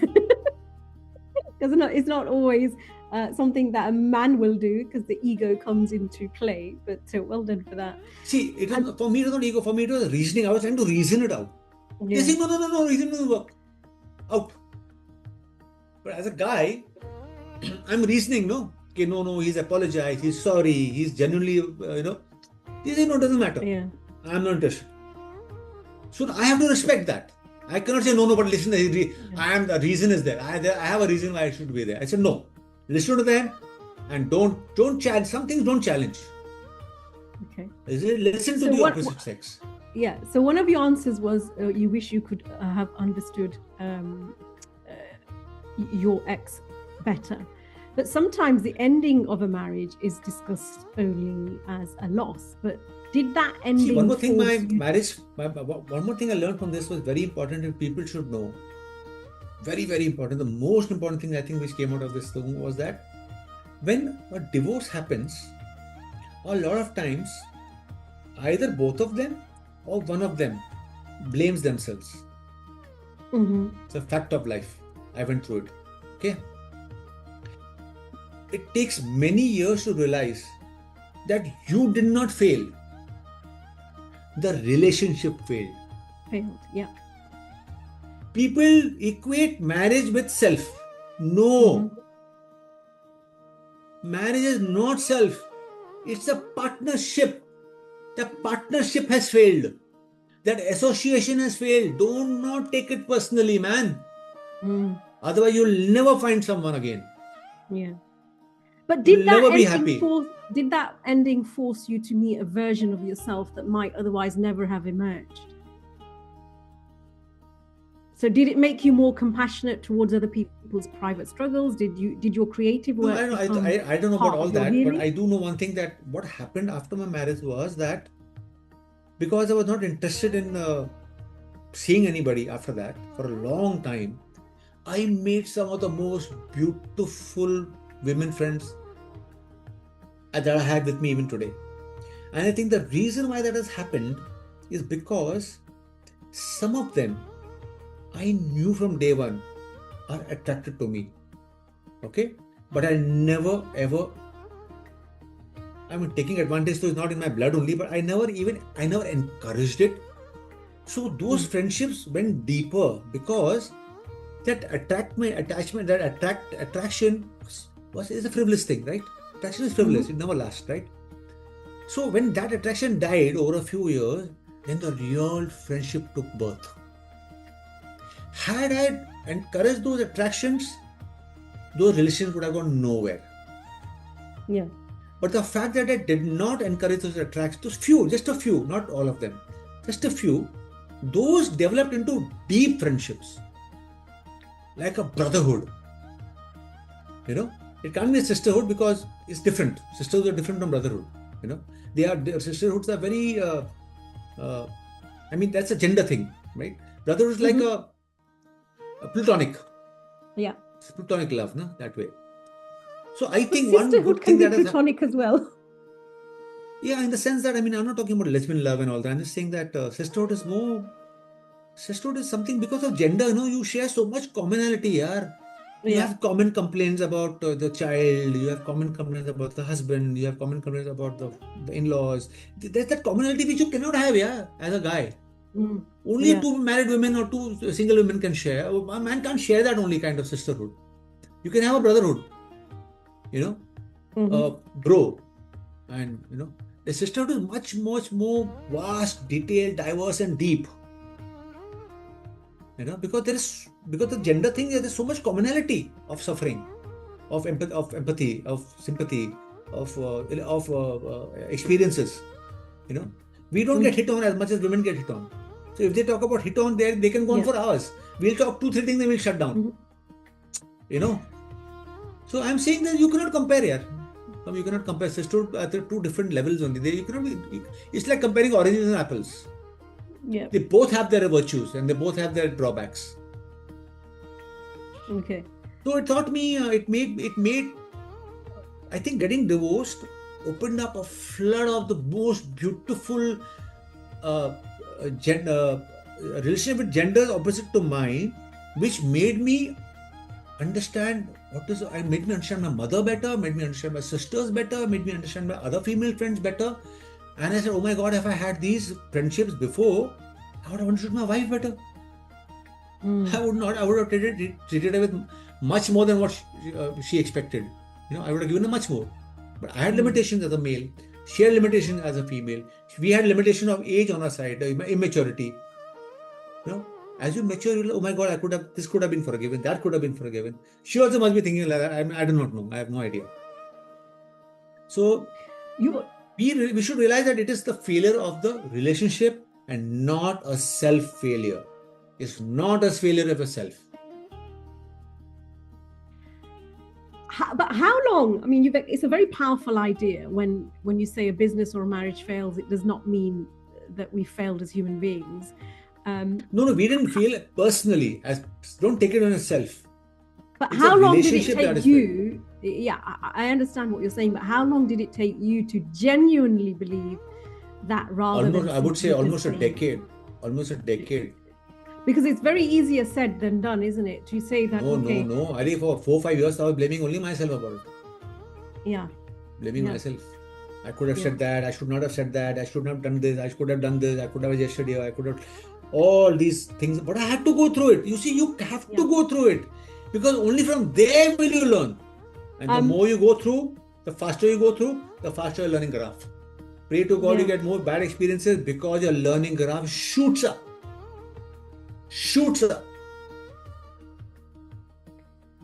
Coming back to you and your father, he left thousands of songs, as we know, that continue to live in people's hearts.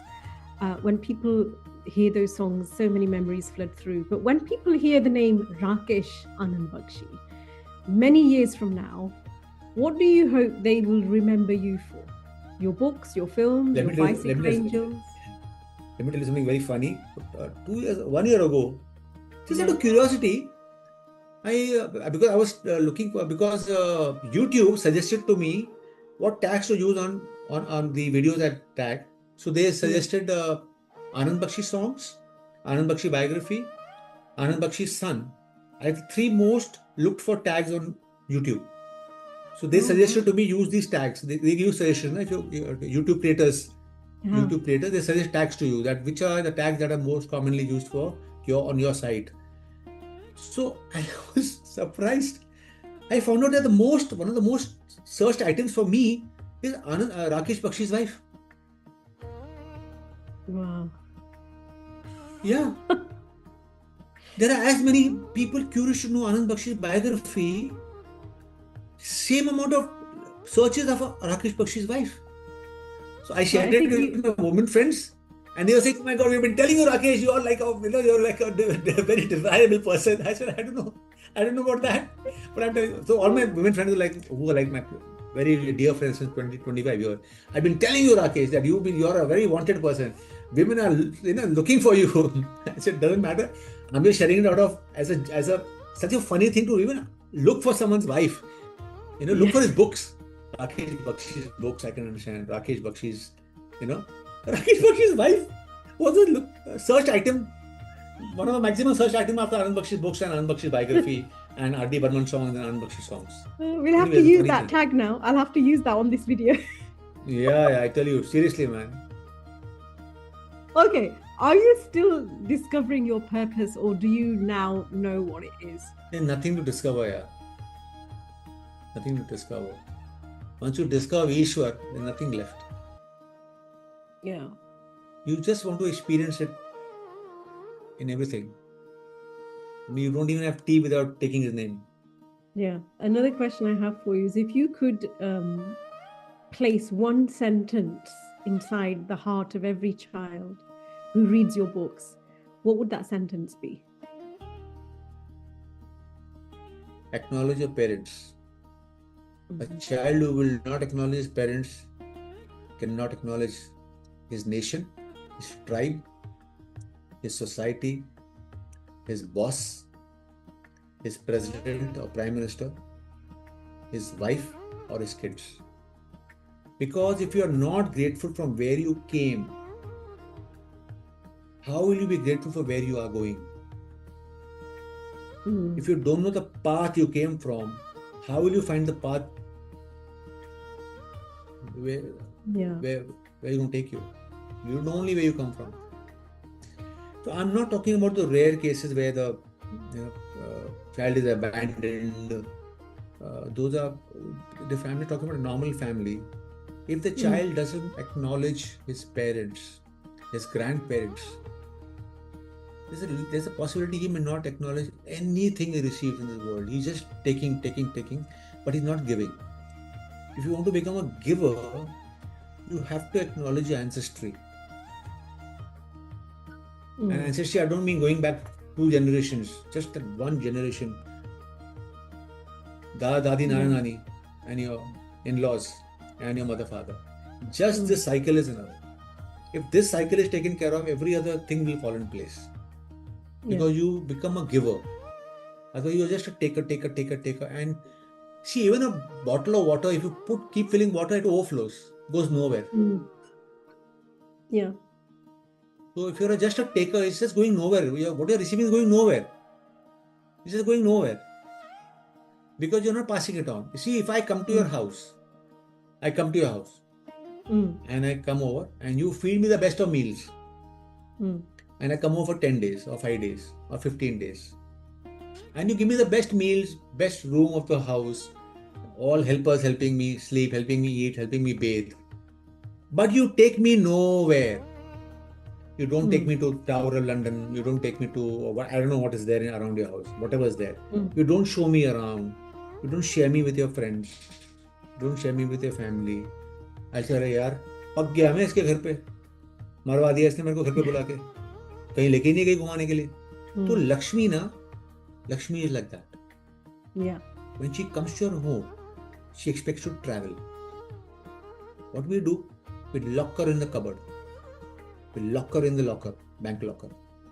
We don't even give her fresh air outside the room, outside the cupboard.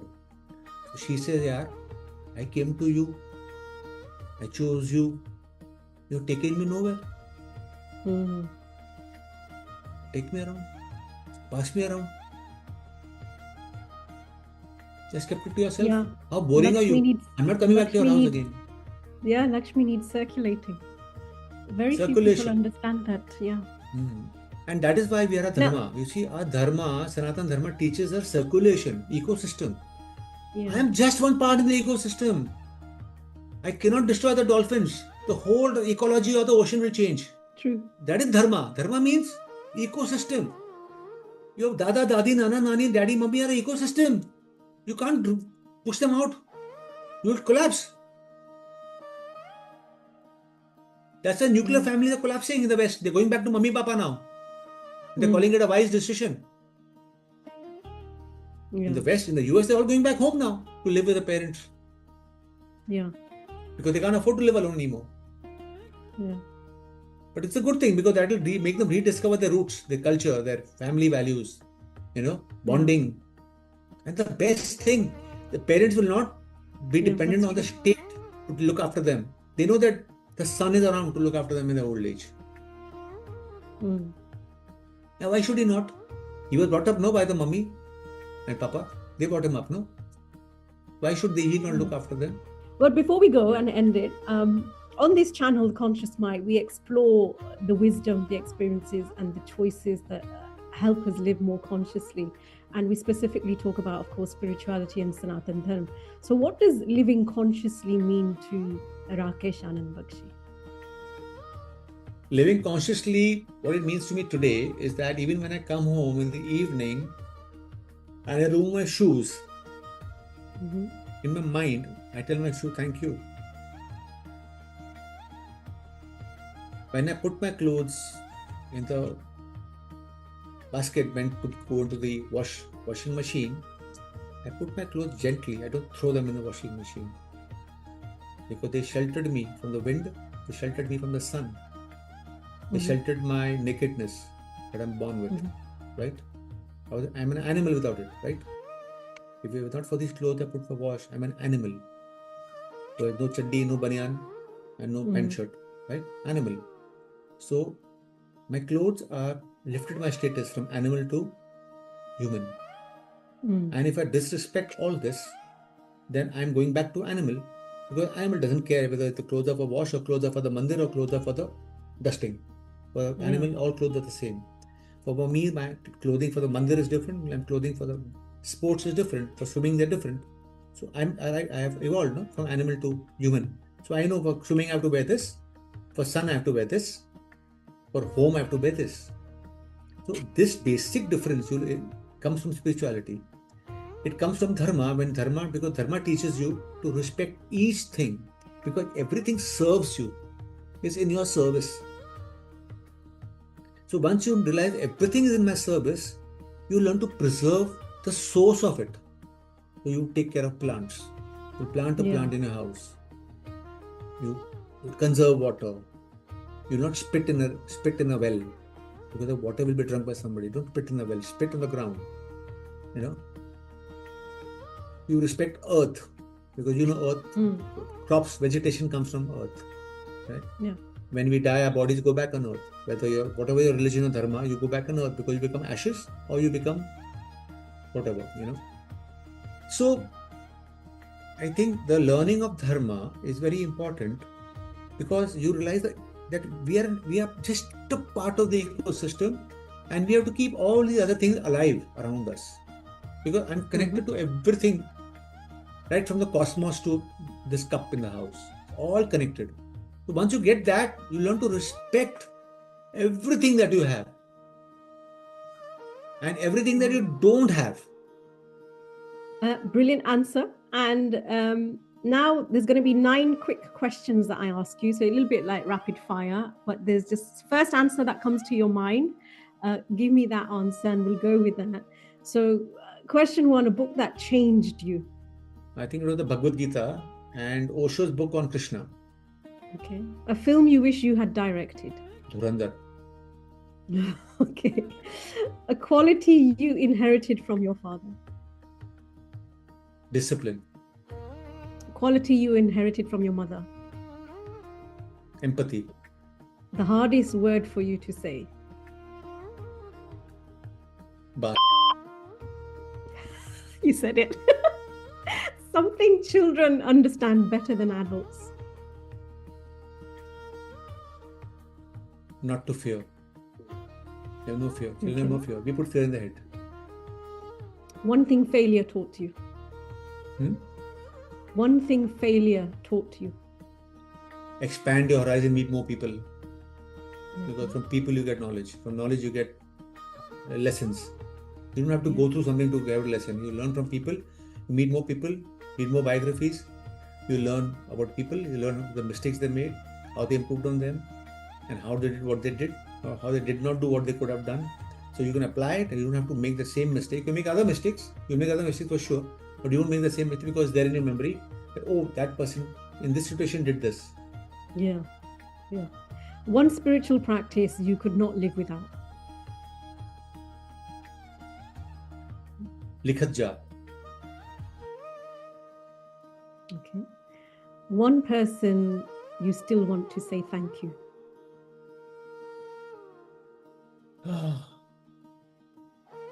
Can't be one, no, because it's an ecosystem. There are so many people, because of whom that one person has been nice to me.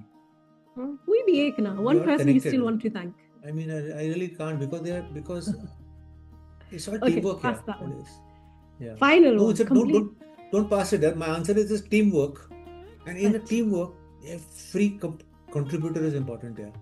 So I would I would like to thank the teams that made all that one person, whoever I would like to meet or thank, make all the teamwork that helped that person achieve what he achieved or she achieved. Yeah. What they did for me is the team is important. Okay. Brilliant answers. You did extremely well. Unfortunately, I don't have a hamper physically to give you The conversation. hamper I'm looking for is the moksha, and that nobody can give me. I have to earn it myself. Detachment. Okay. Well, and you will, I hope you will receive that as well. During our first conversation, we met Anand Bakshi ji through the eyes of his son. And today, I think, after the conversation we've had today, I feel that we have met the son as a man in his own right. A writer, filmmaker, an author, a spiritual seeker, and someone who has turned parts of his own struggle into service, which is so commendable. So thank you so much for trusting me with your story and for returning to the Conscious Mic. It's been an absolute pleasure. So, now after reading all these, being in this, reading so many spiritual books, dharmic books, now I sometimes feel that if somebody calls me an author, I acknowledge it and I thank them for it, or a filmmaker, whatever. But now I feel at the end of it, when I'm being acknowledged, I'm grateful for the acknowledgement, but at the same time, in my mind, what am I thinking? I'm thinking, dude, I'm just Bhumi, Agni, Vayu, Akash, Jal. That's me. I'm not thinking of myself as an author, but because we all have been given titles, I am going by it. And I have to acknowledge the title because that would be disrespect. I cannot expect them to be thinking the way I'm thinking. No? So they, with their, as per the occasion, as per their thinking, I'm an author or I'm his son. But when people are saying this to me, in my mind, what is going on, which I'm not telling you, is that, dude, I'm not Anand Bakshi's son. I'm just Bhumi, Agni, Vayu, Akash, Jal. That's the truth. Oh, you're so-and-so's friend. I'll say, yeah. But in my mind, I'm thinking, I'm Bhumi, Agni, Vayu, Akash, Jal. I'm the eternal. Yeah. I'm not my body. And I think that's very rare. Yeah, I think that's very rare for a stage for someone to come at, because it takes a lot of practice. It's not something that happens overnight. But I appreciate what you've said there, because it's something that I truly do. We are not a body. We are beyond our body. And we have to differentiate between body and the eternal. Yeah. So yes, I acknowledge being an author. I acknowledge being his son. But in my mind, I'm thinking, but beyond that, I'm the eternal. You're just the 5 elements. Yeah, absolutely. That's the 5 elements. But thank you so much for your time. Truly appreciate it, and wish you a wonderful day. Thank you to all your listeners for giving us their time, because Carl is the most precious and Carl waits for none. And you have given us your Carl, your time. Thank you for that.